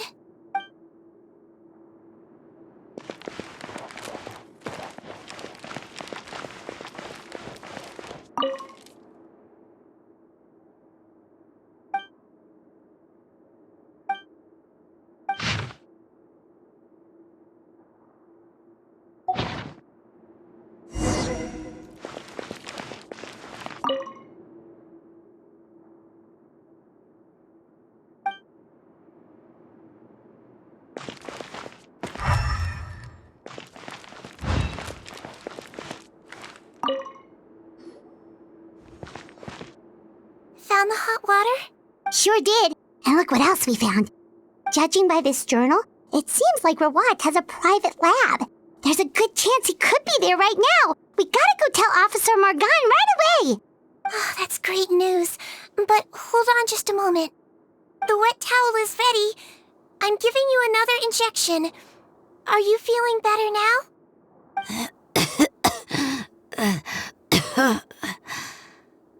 It's all right. We'll go bring him back. Please hang in there. Thank you.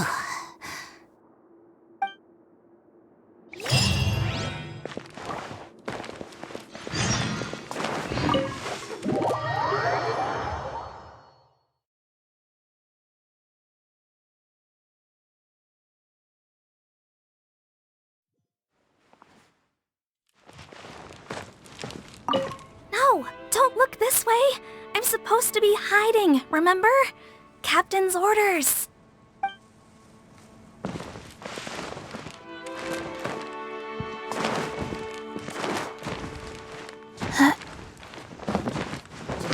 Faster? Okay, faster.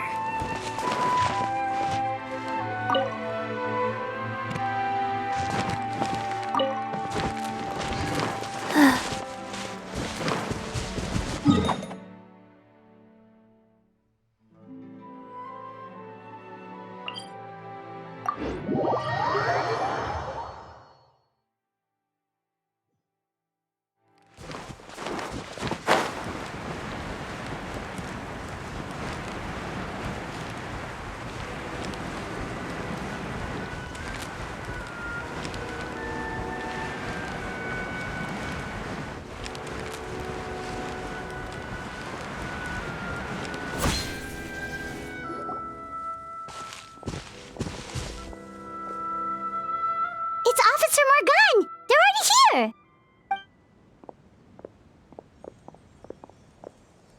We came as soon as we heard the news. I can't believe we were so careless. The most crucial information of all was hiding right there, in that room. And we missed it. Don't blame yourself. Right now, we need to focus on finding a way in. There's a mechanical door over here! Hopefully the instructions in Rawat's journal will help us open it.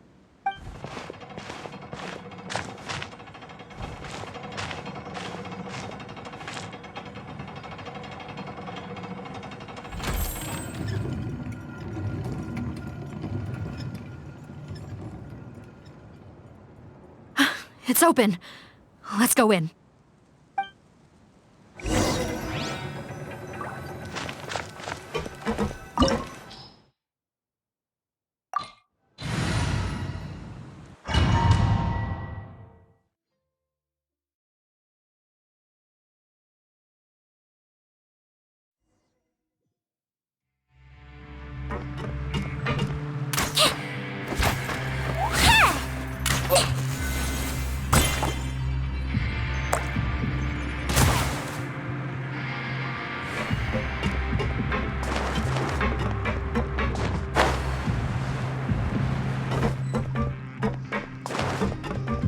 How did they get in here? Captain, up ahead! Those look like our fugitives! So they found this place too? Don't let any of them escape!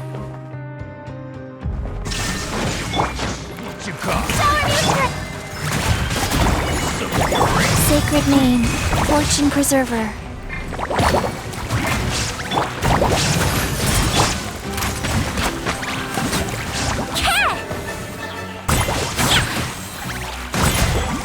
One attempt to my hammer, another test subject. Rise. Time to shine! He might feel a little prick. Don't slip and fall! Wibbly wobbly!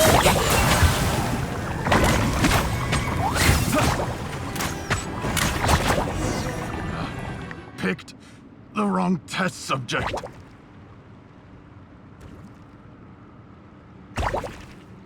Captain, according to our list, many of the fugitives aren't accounted for. There may be others hiding deeper inside the facility. Ah, so these guys were just the lookout crew. The Mara Shosei Phantom! How did they find this place? Wait, it's that guard from the fortress! That's right, I'm on your side. The Duke sent me. What's the matter? Some sort of mix-up? Mr. Odilon, didn't I tell you a few days ago that you need to stop all field work until you've recovered? Well, you know, gotta help His Grace out. Share the load. Officer Morgan, this man is an imposter. The real Mr. Odilon has no recent health issues. What? But I... Looks like the head nurse was right about the face-swapping method. Arrest them all! DuPont, stay here and keep guard. And watch the exit. If we're not back soon, call for reinforcements. Got it.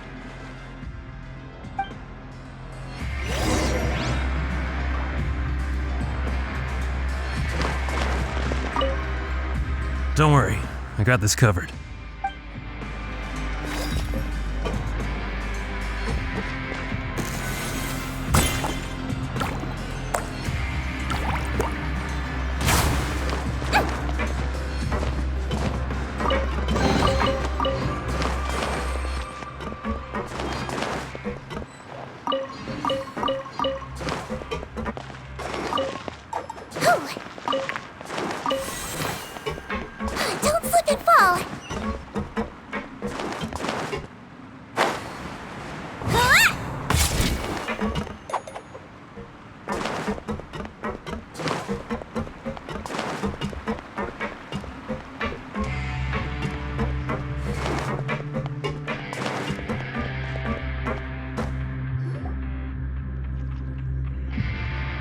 So many jars.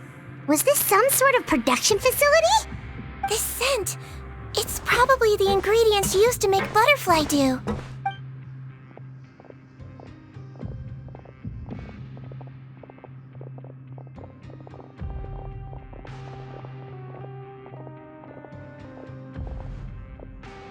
How come they're all empty? Did it sell so well that he ran out of supplies?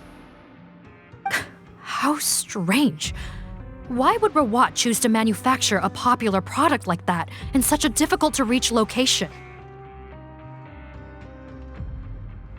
Given our suspicion that he may have been coerced into the illegal drug trade, I would have thought that any production facility we find here would be used for illicit purposes.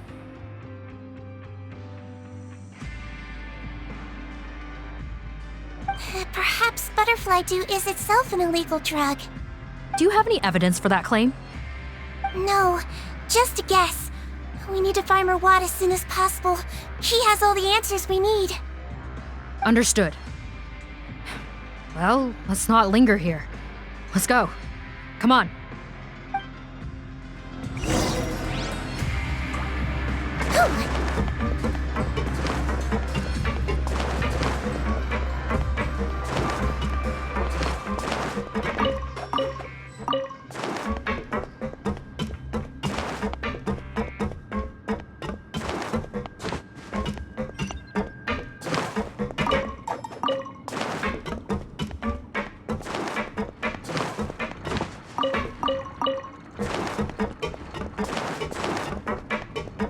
Doesn't look like we're gonna get this door open. Let's find another way around.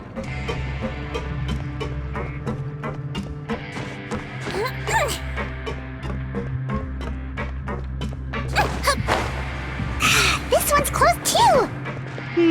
What's with those cards and tracks? Oh, maybe it's one of those doors that opens when it senses cargo passing through. There's a loaded cart right over there. Let's bring it to the door and give it a try!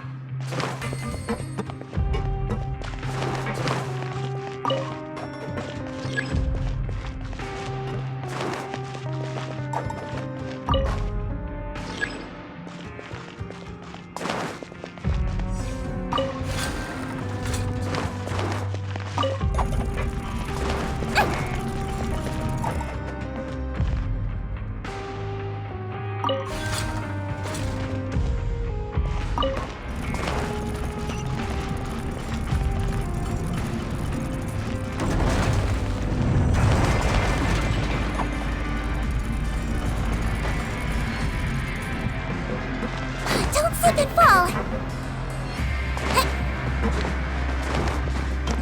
Huh?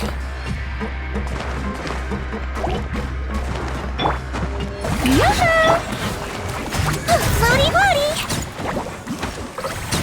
Cat!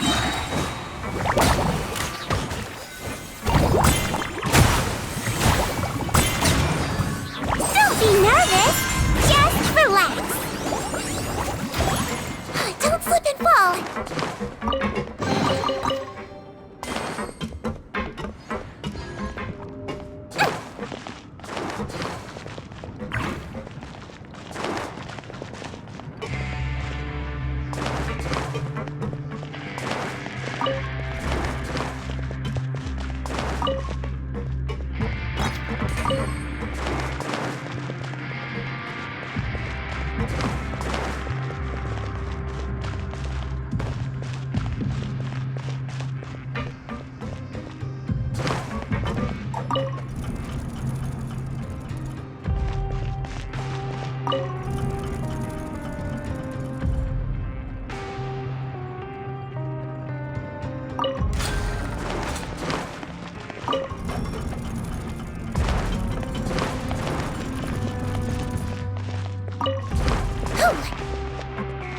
Don't slip and fall!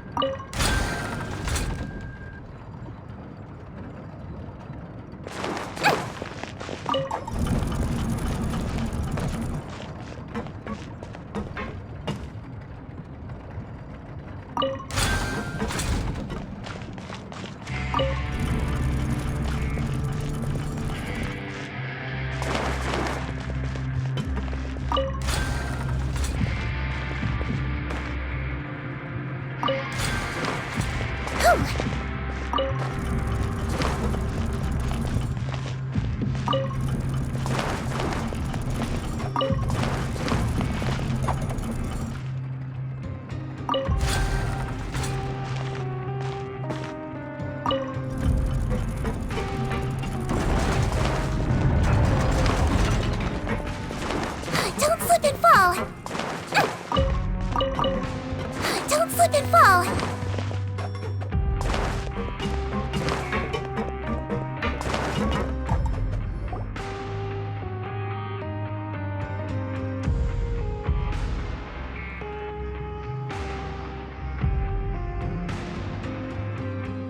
This room's much smaller than the others. Judging by the implements on the table, this looks like a potion-making lab. Head nurse! Over here!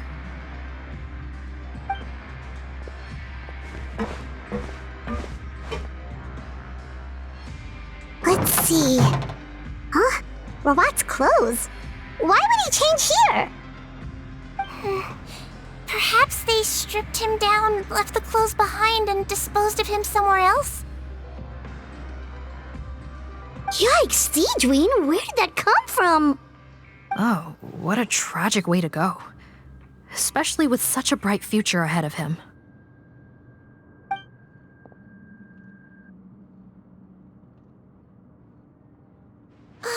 There's a path leading further on, Officer Morgan. Let's keep up the pace.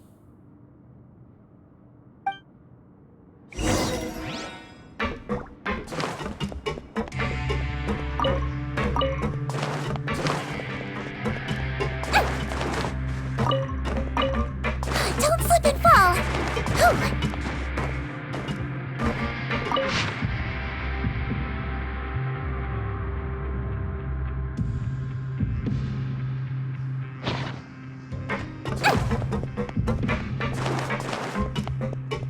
Don't slip and fall!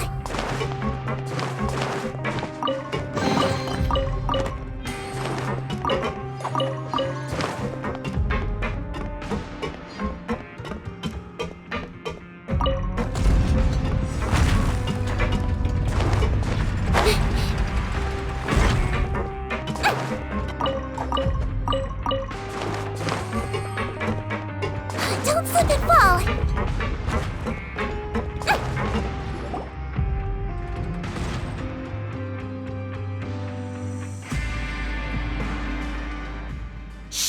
There's a whole bunch of people in there.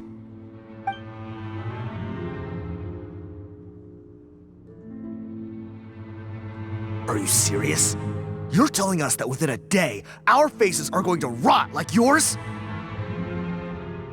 Fontanian physiology changed dramatically after that great flood, and it's not as compatible with this face-changing solution as before. The side effects are as you can see.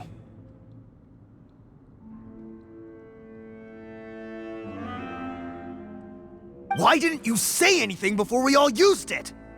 Look, my plan got you all out of prison, didn't it? You'd have much bigger problems to worry about right now if the Marshal Say Phantom found out about your other crimes. Consider an ugly mug getting off lightly.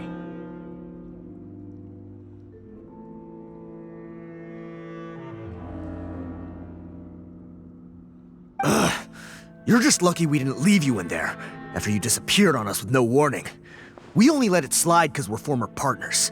And now you have the gall to pull a stunt like this?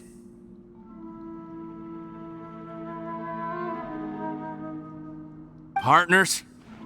Make no mistake, each of us is only looking out for himself. If you place too much trust in others, well, I'm afraid that's your problem.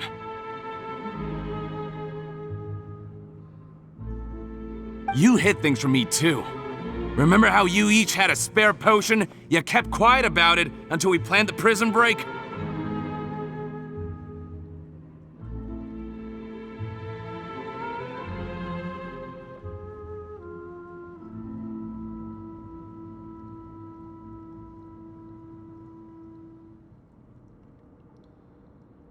Oh, and you didn't have a secret spare? Then do you want to explain how you melted your face off before all this? Guys, that's enough. Calm down. It is what it is. Arguing won't change anything. What's the plan, Parton? I'm assuming you brought us here for a reason? There is no plan. We followed him here on the promise of more juice, but it turns out there ain't a drop here. Besides, what does it matter now anyway? He already said, even if we did get our hands on more of that stuff, switching faces again solves nothing. They're still gonna melt off eventually.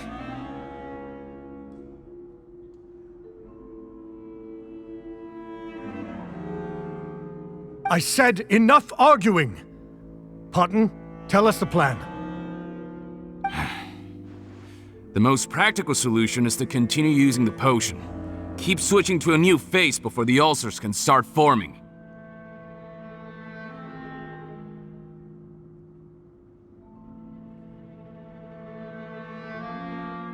Are you kidding me?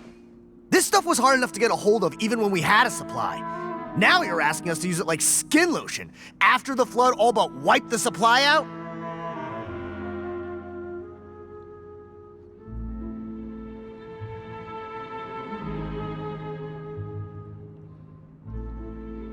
Well, there is another option. But you'll have to make a deal with me first. Okay, now we're talking. What's the deal? I have a document I took from that researcher that details how to make a replacement. Just give me one bottle of the undiluted fluid, and I'll get to work.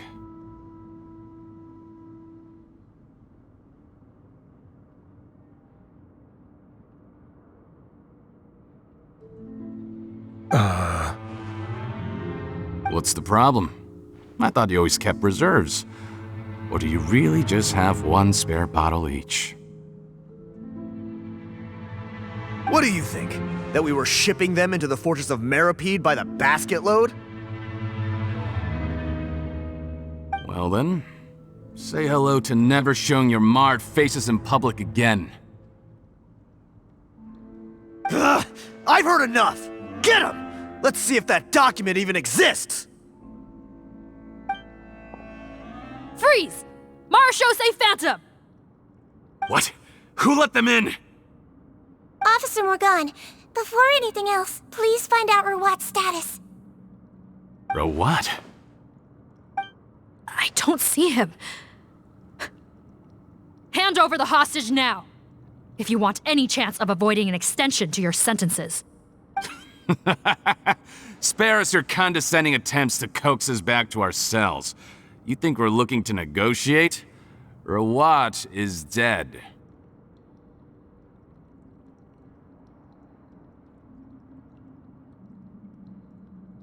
Potton? Arrest them all! Don't let anyone get away!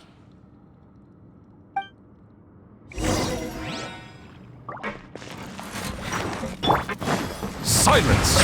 There is no escape! Let my name echo in song! Wibbly wobbly!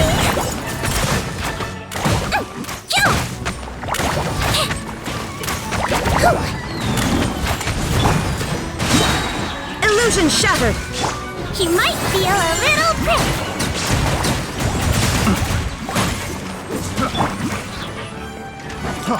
Freeze! Strike a pose! Time to shine! The wrong test subject!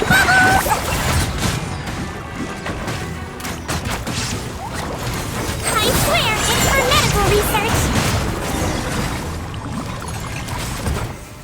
Huh. Gotta say, I never expected to see the head nurse in combat. Some patients respond better to a more aggressive treatment plan. Did we get everyone? Captain, we finished the head count. Potton's missing. Over there! The door's closing!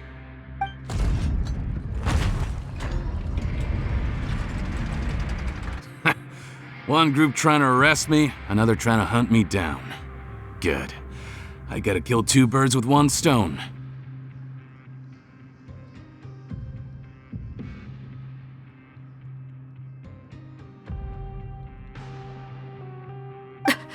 How did he get up there? There must be a secret passage somewhere. Find it! Don't waste your energy. I already sealed it off.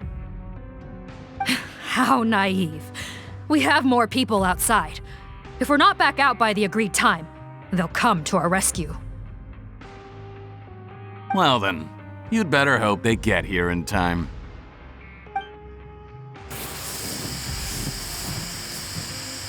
There's some kind of gas leaking from the pipes. Be careful, it's poisonous. This is our distribution center, where we store the product derived from our source solution. We had to use special fire prevention methods to prevent contamination.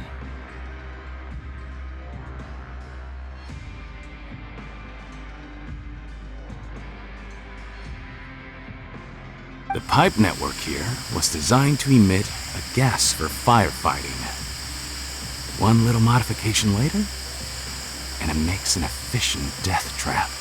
Why would you do this? Your partners are here too. Oh, please. If they can't supply what I need, they're of no further use to me. Besides, I can't have them exposing my potential whereabouts. He's a maniac! Come on, we gotta find a way to open that door! Go ahead, struggle in vain. Once the last of you croaks, no one will ever find me again. So long! Are you sure you're ready to leave, Potton? You haven't changed your dressing today.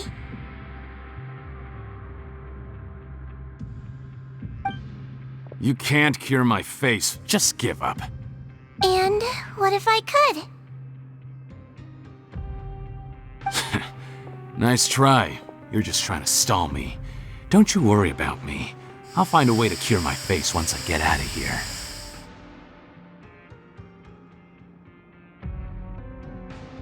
Oh, I doubt it. After all, Fontanians can no longer dissolve in primordial seawater.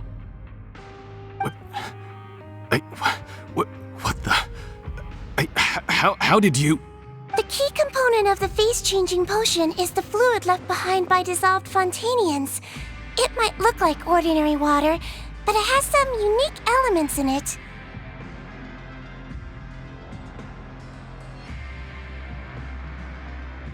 Before the flood, all Fontanians were Oceanids, physiologically speaking. A potion made from that fluid could dissolve and reconstruct the face of a Fontanian, in much the same way as hydroidolins change form.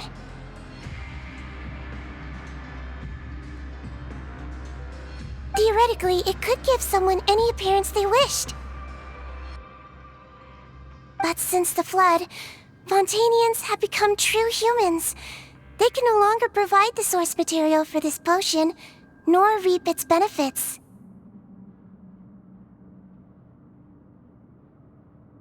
Are you saying this potion is made from Fontanians dissolved with primordial seawater? Then their crimes are far... How could you know all of this? No, wait. Of course! Well, well. So that's why you have a human appearance. It also means that I have a formula you're unaware of. The air's getting thicker.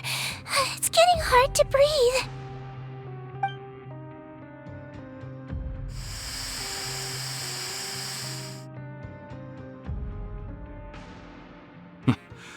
I might get to make a deal today after all. Alright, keep talking. How do you intend to give me the formula? Oh, it's not a formula, but a finished product. I have a bottle of it right here. What? When I tried Rawat's skincare product, I noticed it had a certain special component in it. So I had my friends gather some other ingredients for me, and sure enough, a little experimenting later, I'd produced the potion. I'm guessing his skincare lotion contains the fruits of your joint research? Huh. Impressive guesswork. Yeah, we were his supplier for some of the raw ingredients. But it only contains a tiny amount of the active ingredient. The effect is minuscule compared to the undiluted fluid. Well, I found a way to reverse the dilution process, giving the skincare lotion a similar effect to the fluid it is derived from.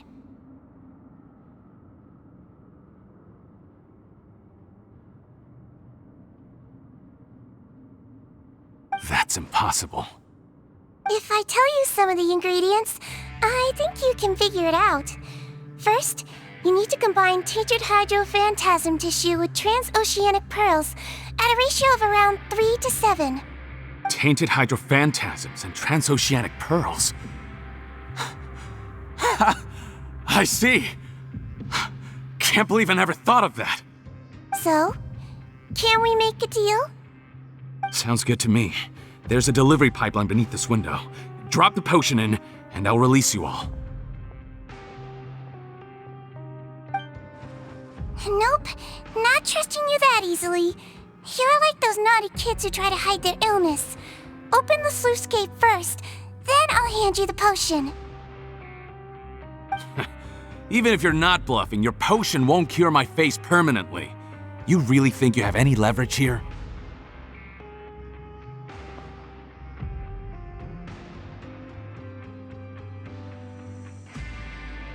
I'm not closing the valve this time. Clock's ticking. Fine, then I'll just stand here with the potion in my hand. And when I faint from the poison, I'll drop it and it'll be destroyed. No.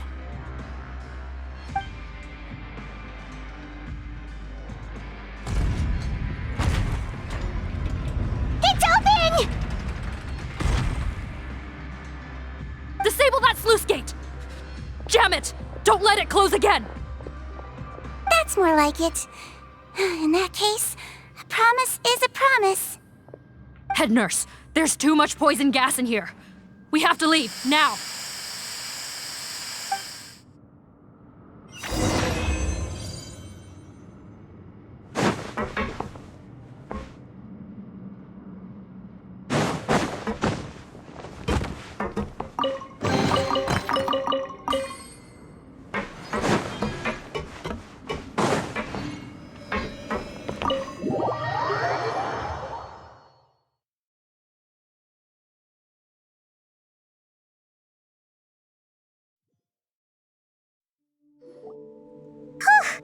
That was too close. That button is a real nasty piece of work.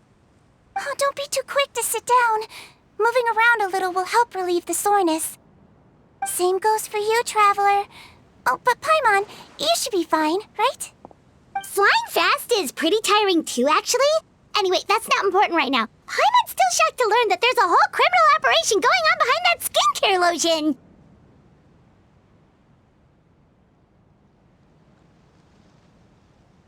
Shame I ended up giving the improved version to Potten after finally making it for you. I'll make you some more, I promise. No, please don't. Paimon doesn't want to use that stuff anymore. Still, it was a pretty good job that Paimon wanted to buy some in the first place, huh? It ended up saving everyone's lives. That's gotta count for something. Yeah, Paimon was just kidding. Head nurse, I've done a final head count of our team and the criminals. Everyone's here and doing fine. We're ready to escort the fugitives back to the fortress of Meripede. It's a shame that we didn't find Rawat. At this point, I'm afraid he's probably deceased. What a horrible bunch. Especially that Potten guy. If he hadn't made good on that deal, we'd all be dead because of him.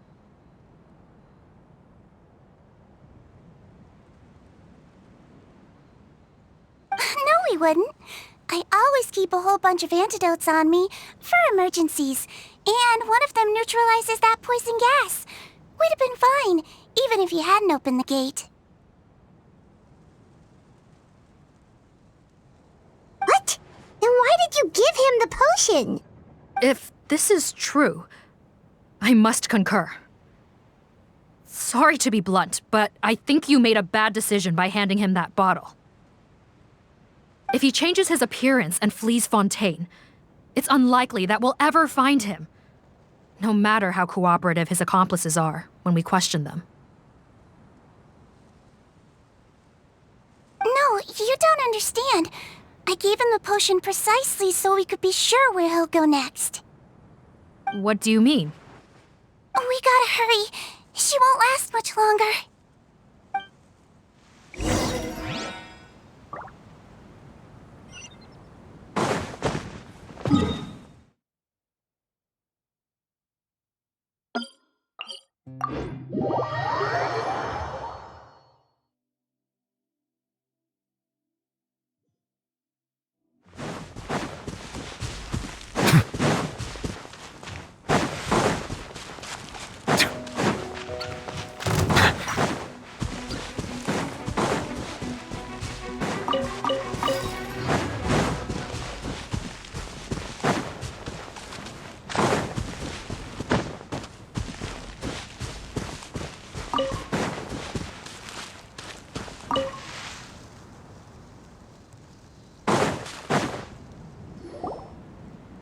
a muscle. I might be short, but I pack a mean punch. Captain, you're just in time. While I was lying in wait, I spotted this crook snooping around, trying to find a way in. So I detained him. Oh, his face. Are you... Potton? So this is where you were heading, huh? What? This is how Potton looked before his face was marred. His current appearance matches the mugshot on his arrest warrant.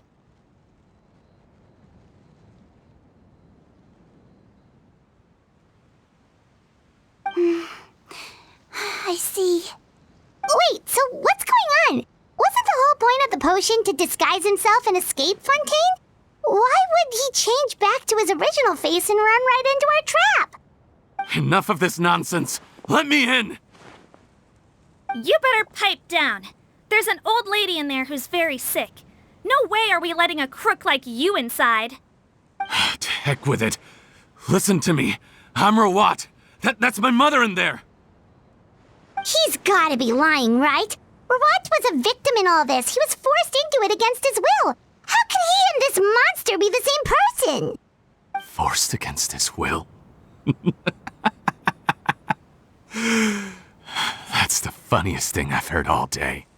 Back when I was being coerced, everyone thought I was colluding of my own free will. And then when I actually became a criminal in my own right, you all suddenly thought I must be under duress.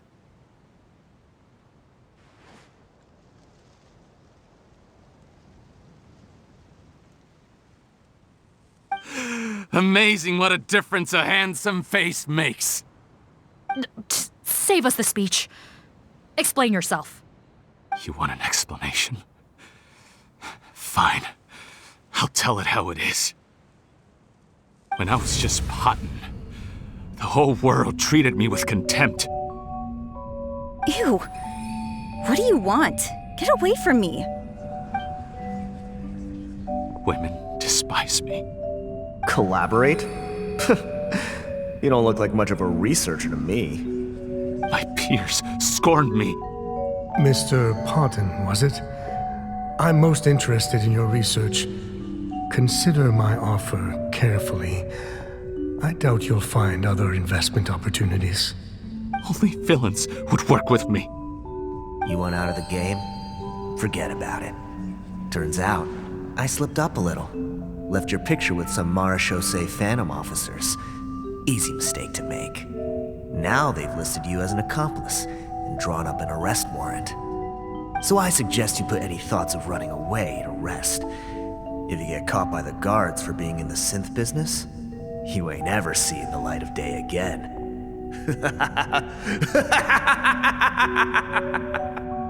There was no way out for me. Until I could stop being Potton. Mr. Rawat, I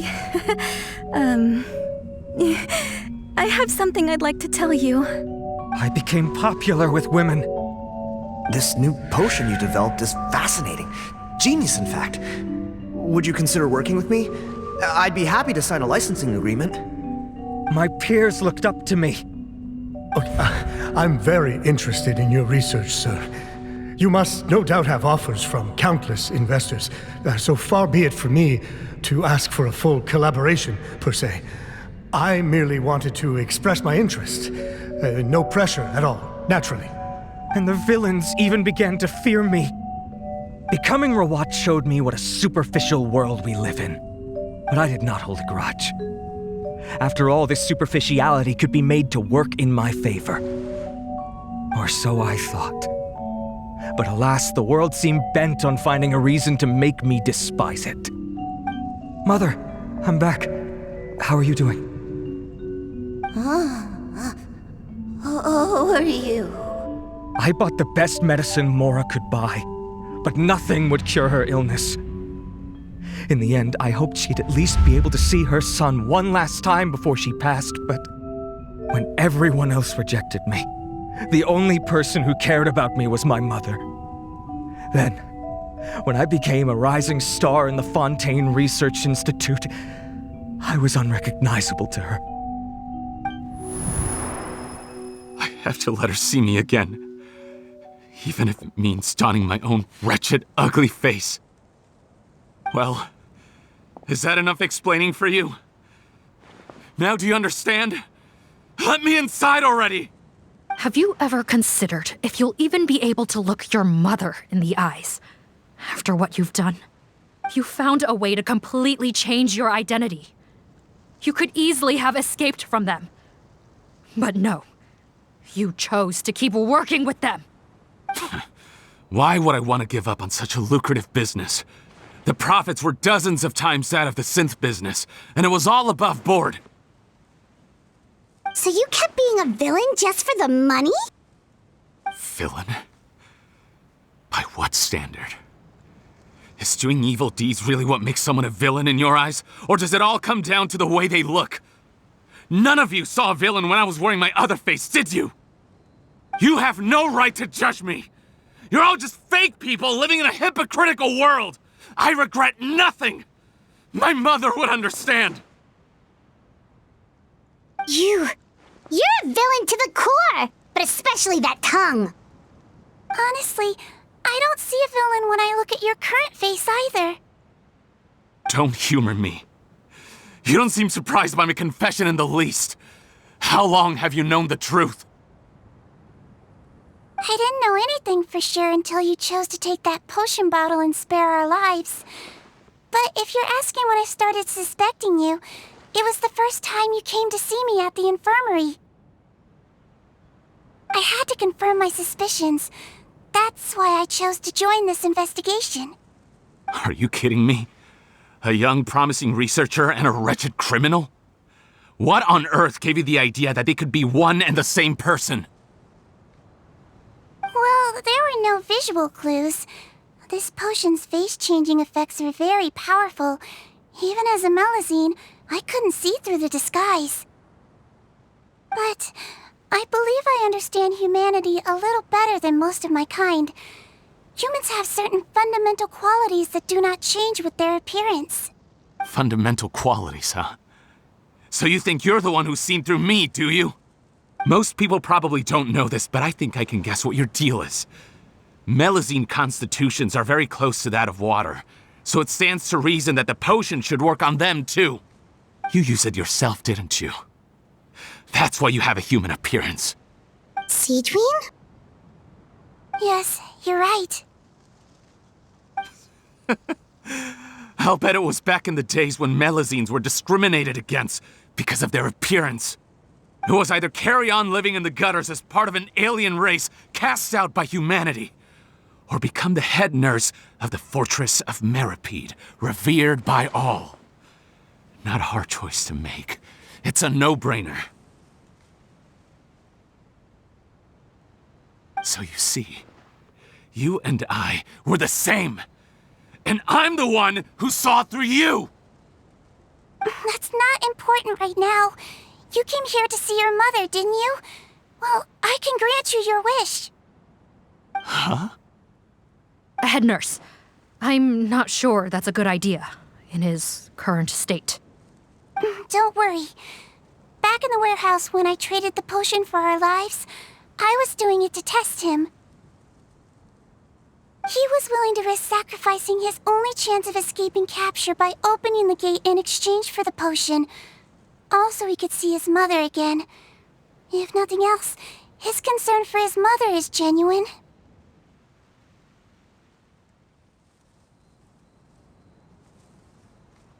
I see. So before you arrest him, please allow him to see his mother one last time. The Traveler and I will accompany him. You have nothing to worry about. All right. I understand.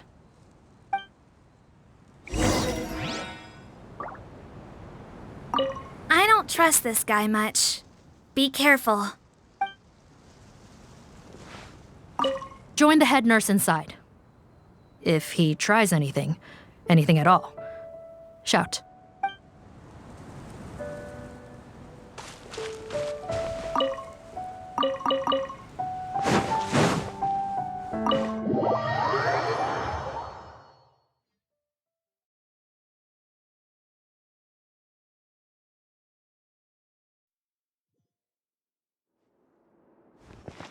Mom? It's me, Potton, your son. You recognize me now, don't you?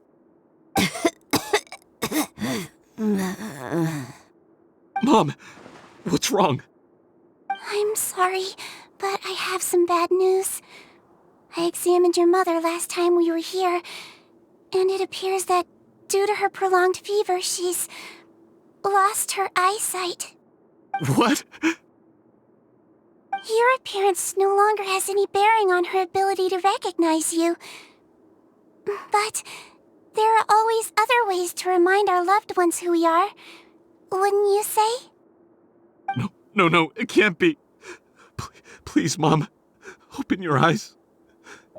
It's me, your son, Potton. If you really can't see my face, then here, take my hand. Tell me you feel your son's hand. I've done so much to get to this point. Please, you have to recognize me. No. The temperature of his palm must have changed. I'm sorry. It seems I couldn't bring him back to you after all.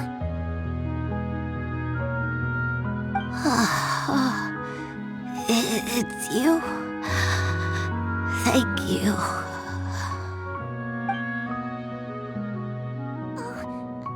Of course. Mom, why will you answer her and not me? Why? No more questions, Potton. She's gone. Mom?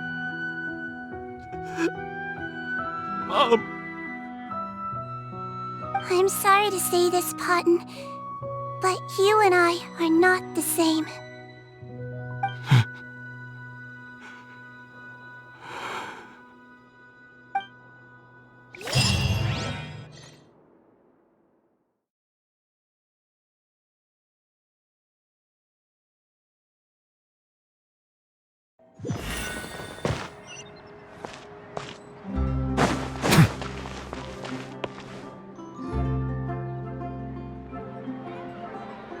The wait is over, everyone! The sale of our new skincare product, Romaritime Essence, will now begin. Another skincare promotion! And it's selling as fast as last time. Wonder what people would think if they knew what was in the last batch. Oh, Seedween's here too! Hey, Seedween! Oh, Traveler Paimon, hello! Oh, I hope you two got a good rest yesterday after all your hard work. Of course! Nurse's orders, right? Anyway, are you here to take notes for your next article? Actually, I'm mostly here to help Officer Morgan wrap up yesterday's case. Ah, that reminds Paimon. That stuff sold like crazy, didn't it? Is it gonna cause huge problems? Nope, there's nothing to worry about. Unless modified, Butterfly Dew is an excellent skincare product that's completely safe to use. Besides, officers have already retrieved all Butterfly Dew purchased on the market. Now it's just a matter of disposal.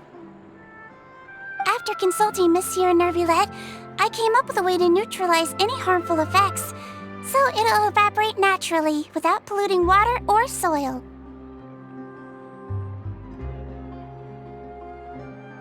Wow, it's Seedween to the rescue again! Thank you for serving as our consultant, head nurse. All the butterfly dew we recovered has been disposed of, according to your instructions. Great! Good job, everyone! Also, you mentioned you wanted a copy of Rawat's interrogation records. Well, technically, Potton's records. Anyway, I have them with me. Here. After he saw his mother for the last time, it was like all his mental defenses came crashing down. He put up no resistance during the interrogation and answered all our questions. We learned a lot. Apparently, the formula was something he discovered by chance while helping the criminal gang produce synth. Later, he came up with the idea to dilute it and use the resulting substance as a skincare product. Their supplier was Vache. But you could also argue that they were the ones doing him a favor. His operation helped Vache's gang dispose of an enormous amount of evidence. It made for a seamless collaboration. One man's trash was another man's treasure, and there were no loose ends. It's no wonder we never noticed what Potten's gang was up to. Vache again, huh? Is there still no end to the harm he caused? Make no mistake, the crimes of Vache and his accomplices will come to an end. It's only a matter of time. Since the flood cut off their supply of primordial seawater, they've been forced to resort to riskier methods, like using their private reserve to attack people on the street. Naturally, those attempts all ended in failure. After receiving numerous reports, we were able to zero in on the gang and eventually round them up. That sounds more like it. Based on what he told us in his confession, we pretty much had him backed into a corner, even though he made a point of distancing himself from the gang while disguised as Rawat. He tried to throw us off his tail by reporting his accomplices, giving him enough time to transform back into Potten and see his mother one last time. But there was one thing he hadn't anticipated. Even though Potten had been missing for a long time, we were very much still on the lookout for him. So the moment he appeared in public after changing back to his original appearance, we caught him. So he tried this once before, huh? Guess he really did want his mother to see him again. But in the end... Looking at the interrogation records, it seems like he spent the first sum of money he earned as Rawat on his mother's treatment. Yes, which is why I suspect that his initial motive for using the potion was not personal greed, but a desire to become somebody who had the power to save her. Even so, he went too far. In the end, he got what he deserved. I understand. Thank you for bringing me these records. Why did you want them anyway? Potten was one of my patients, so I need to put together a medical file for him. My teacher always stressed that a person's life experiences are just as important to their file as their medical history. Why are you still treating him like your patient? Isn't he kind of beyond redemption now? Well, that may be true, but a patient is a patient, regardless of the choices that bring them to my care. One last thing, head nurse. Please keep everything you know about this potion a secret. It would be for the best if most of Fontaine knows nothing of its existence. I know my fellow officers and I will be able to sleep easier if that's the case. Of course, not to worry. Thank you for understanding. I'll take my leave then. So, Seedween, did you really use that potion yourself? Why do you sound so surprised, Paimon? I told you all about it. It was quite a while ago now. You mean that story about the witch and the potion? So it was really, actually, genuinely a true story? Yes, it really, actually, genuinely was. But... I know. There are some secrets I can't tell anyone about. But considering everything we've been through together, I know I can trust you with them. Before I tell you, though, could you follow me somewhere?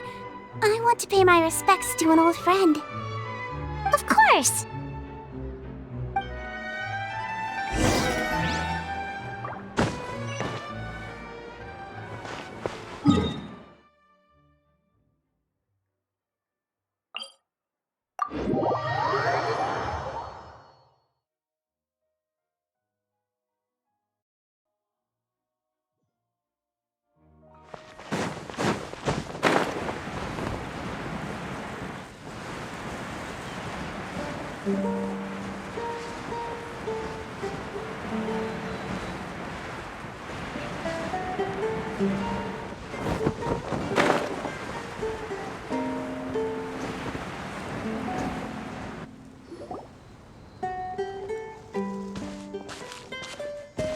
Huh. Neuvillette and Risley, they're here too!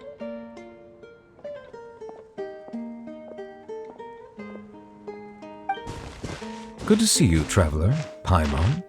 I trust all has been going well for you? Big news, everyone. The Udex is out of his office on important business. Is that genuinely something people would consider big news? Why wouldn't they? Important business is a big deal. Ah, yes, you're quite right. When someone you care about requires emotional support, being there for them at the right time and place is of the utmost importance.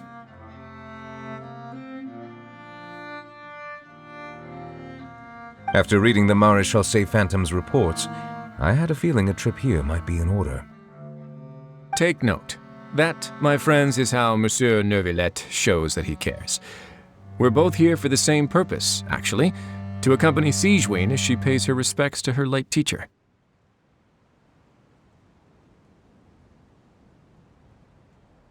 So the old friend she mentioned was her teacher then? The witch? Oh, sorry. Paimon didn't mean to be rude. It's only 'cause Sigewinne calls her that all the time, so... I doubt she considers that title to be offensive, Paimon. Don't worry. Indeed. In fact, I believe Sigewinne would take it as a sign of affection. She has spoken of this doctor on many occasions, and it sounds like she was a truly generous individual. In those days, many people harbored prejudices against Melusines. She was the only teacher willing to take Sigewinne on as a student. Wow. It's really nice of you two to be here for Sigewinne. Guess you guys really look out for your younger colleagues, huh? Younger colleague?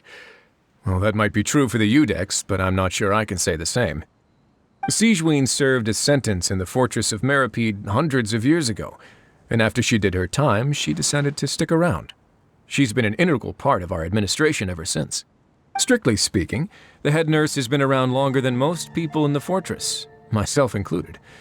Pretty sure that makes me the younger colleague. She served a sentence?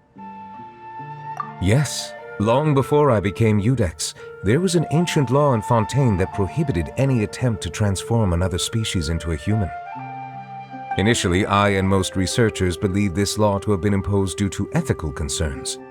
But now, it seems more likely that the law was nothing more than an insurance policy, a way for Egeria to ensure that her people would remain insulated from the truth, thus enabling them to lead more straightforward, happier lives.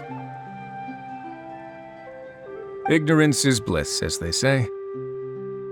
Sigewinne had her reasons for choosing to obtain a human form, but the act was nonetheless in clear violation of the law.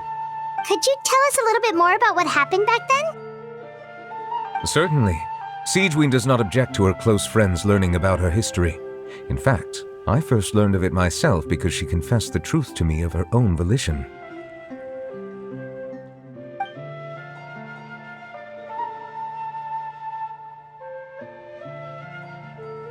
Even with their daughter so ill, they kicked you out?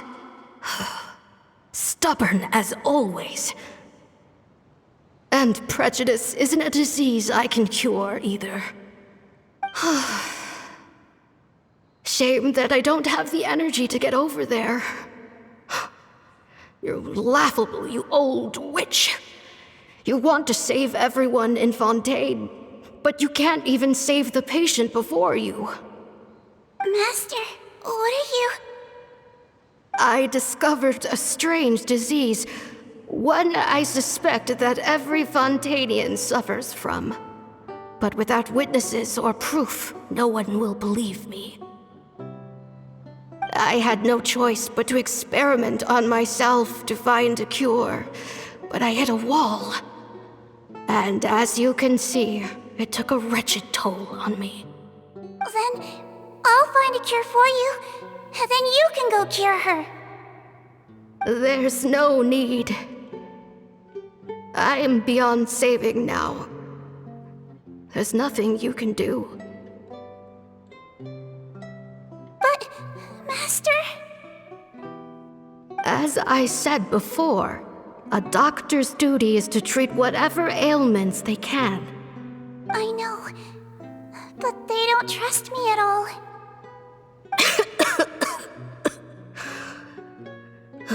That girl. She's your first ever patient, isn't she? Tell me, what cost are you willing to bear to see her cured? I'll do whatever it takes. Even if it means breaking the law and being punished for it? As long as I don't hurt anyone. Yes.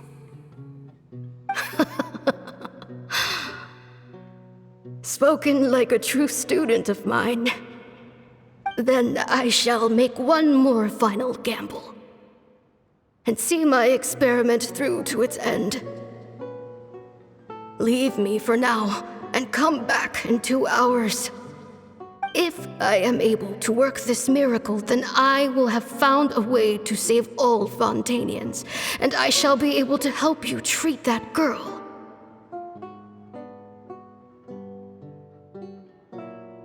If not, then it means there is one more disease in this world that I cannot treat. In that case, do not come looking for me. I will leave you a parting gift. An accidental discovery happened upon through my study of this strange disease. It has little use, but it will at least help you cure this one patient you can reach.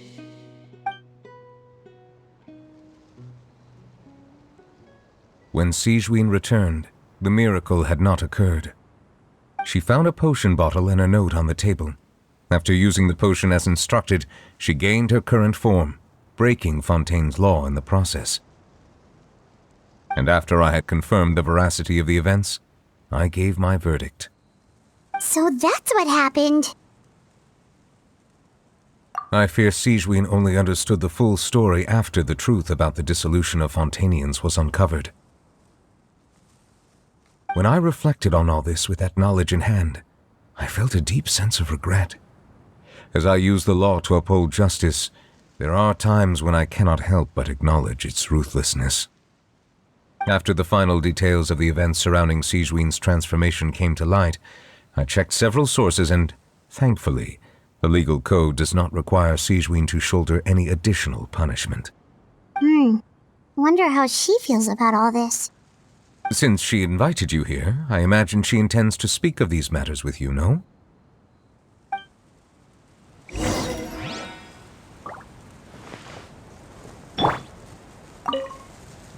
On behalf of the Maréchal Phantom, I would like to once again thank the Fortress of Meripede for your assistance in the response to yesterday's prison break. Our head nurse and the traveler in Paimon did most of the heavy lifting, I would say. Sigewinne seems to be in good spirits. I trust work hasn't been too hard on her lately? Well, she might be the only permanent medical staff in the fortress, but there's plenty of people with medical knowledge willing to help her out. I am most relieved to hear it.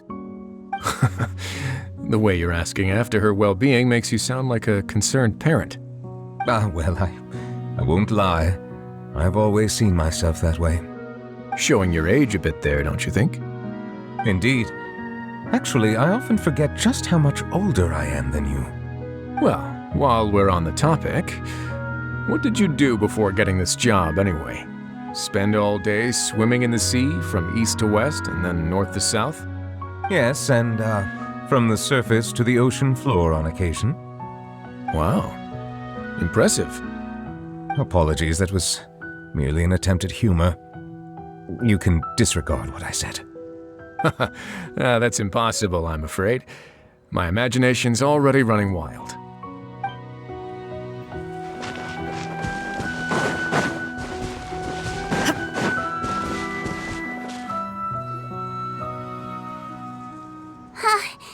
You're here.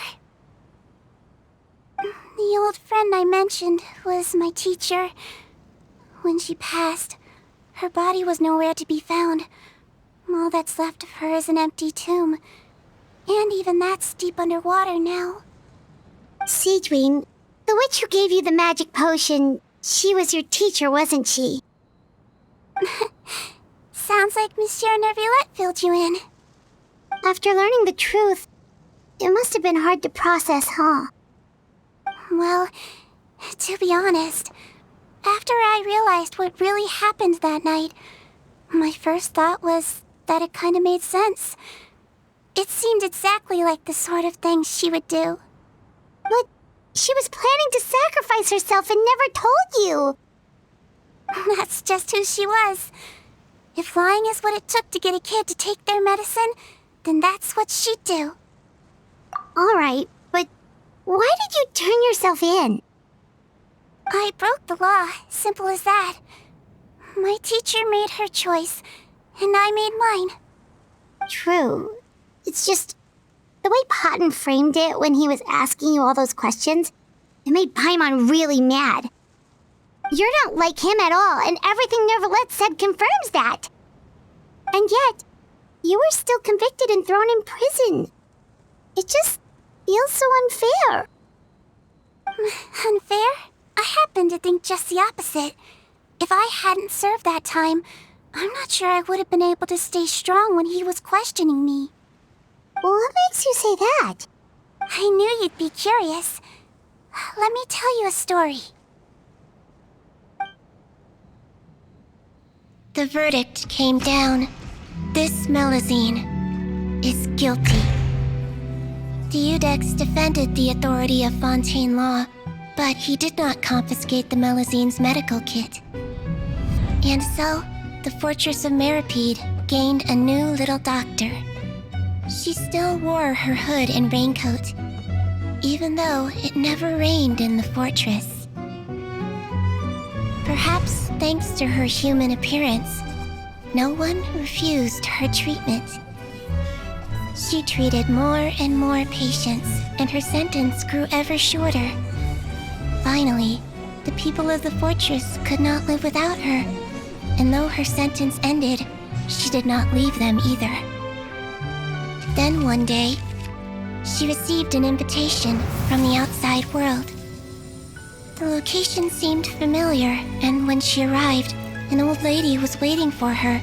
She saw right through the Melusine's disguise, but didn't reveal it. Instead, she asked a question. Tell me, why do you think you gained the respect of so many people, despite being a Melusine? Because I look like a human? It's been 50 years, Sijuin, and you haven't aged a day. I think everyone knows you are not human. I finally found you, after all these years. I still remember, you know. It was you who saved me that night. But how? I was no longer a Melusine by then. Does it really matter if you're human or Melusine? I remembered the warmth of your palm. It's quite unmistakable. And you know what? It hasn't changed one bit. You don't have to hide anymore, Sijuin. These days, everyone wants to make friends with Melusines. And I think that it's all because of you. I'm sorry I couldn't say this until now, but thank you, Dr. Melusine. Now that's an ending Paimon can get behind. After hearing everything Potton said, I wanted to tell him that it didn't matter who he looked like on the outside. But it was too late. The warmth in his palm had already disappeared. I tried to treat him, but the roots of his problem had nothing to do with his face. I understand. Thanks, you two. I appreciate you being here for me while I talk this through. Oh, it's nothing. Our pleasure. Oh, there's one more reason I invited you here. It's about time I finally give you what I promised. In order to restore the appearances of the face-swapping victims, the Marechaussee Phantom gave me special permission to make a few bottles of that potion. And I made one extra just for you two. We don't need it though. Shouldn't we destroy it? Well, even if you chose to destroy it, I still thought I should give it to you first. You two did so much for me. How could I break my promise? Well, fair enough, but anyway, Paimon's definitely not interested in this stuff anymore. Still, if this is the very last bottle in all of Teyvat, getting rid of it would feel like kind of a waste. Maybe we can give it a special meaning somehow. Oh, Paimon's got it! Melusine physiology wasn't affected by the Great Flood, right? So that means the potion should have a permanent effect on you. In that case, what do you say, Seedween?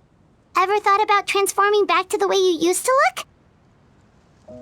After all, from a Melusine point of view, Paimon bets Melusines look the cutest of all. Paimon, after everything, do you really think it matters whether I'm Melusine or a human? Well, what was Paimon thinking? You made up your mind a long time ago. Yeah, let's just destroy this thing. Leave it to me.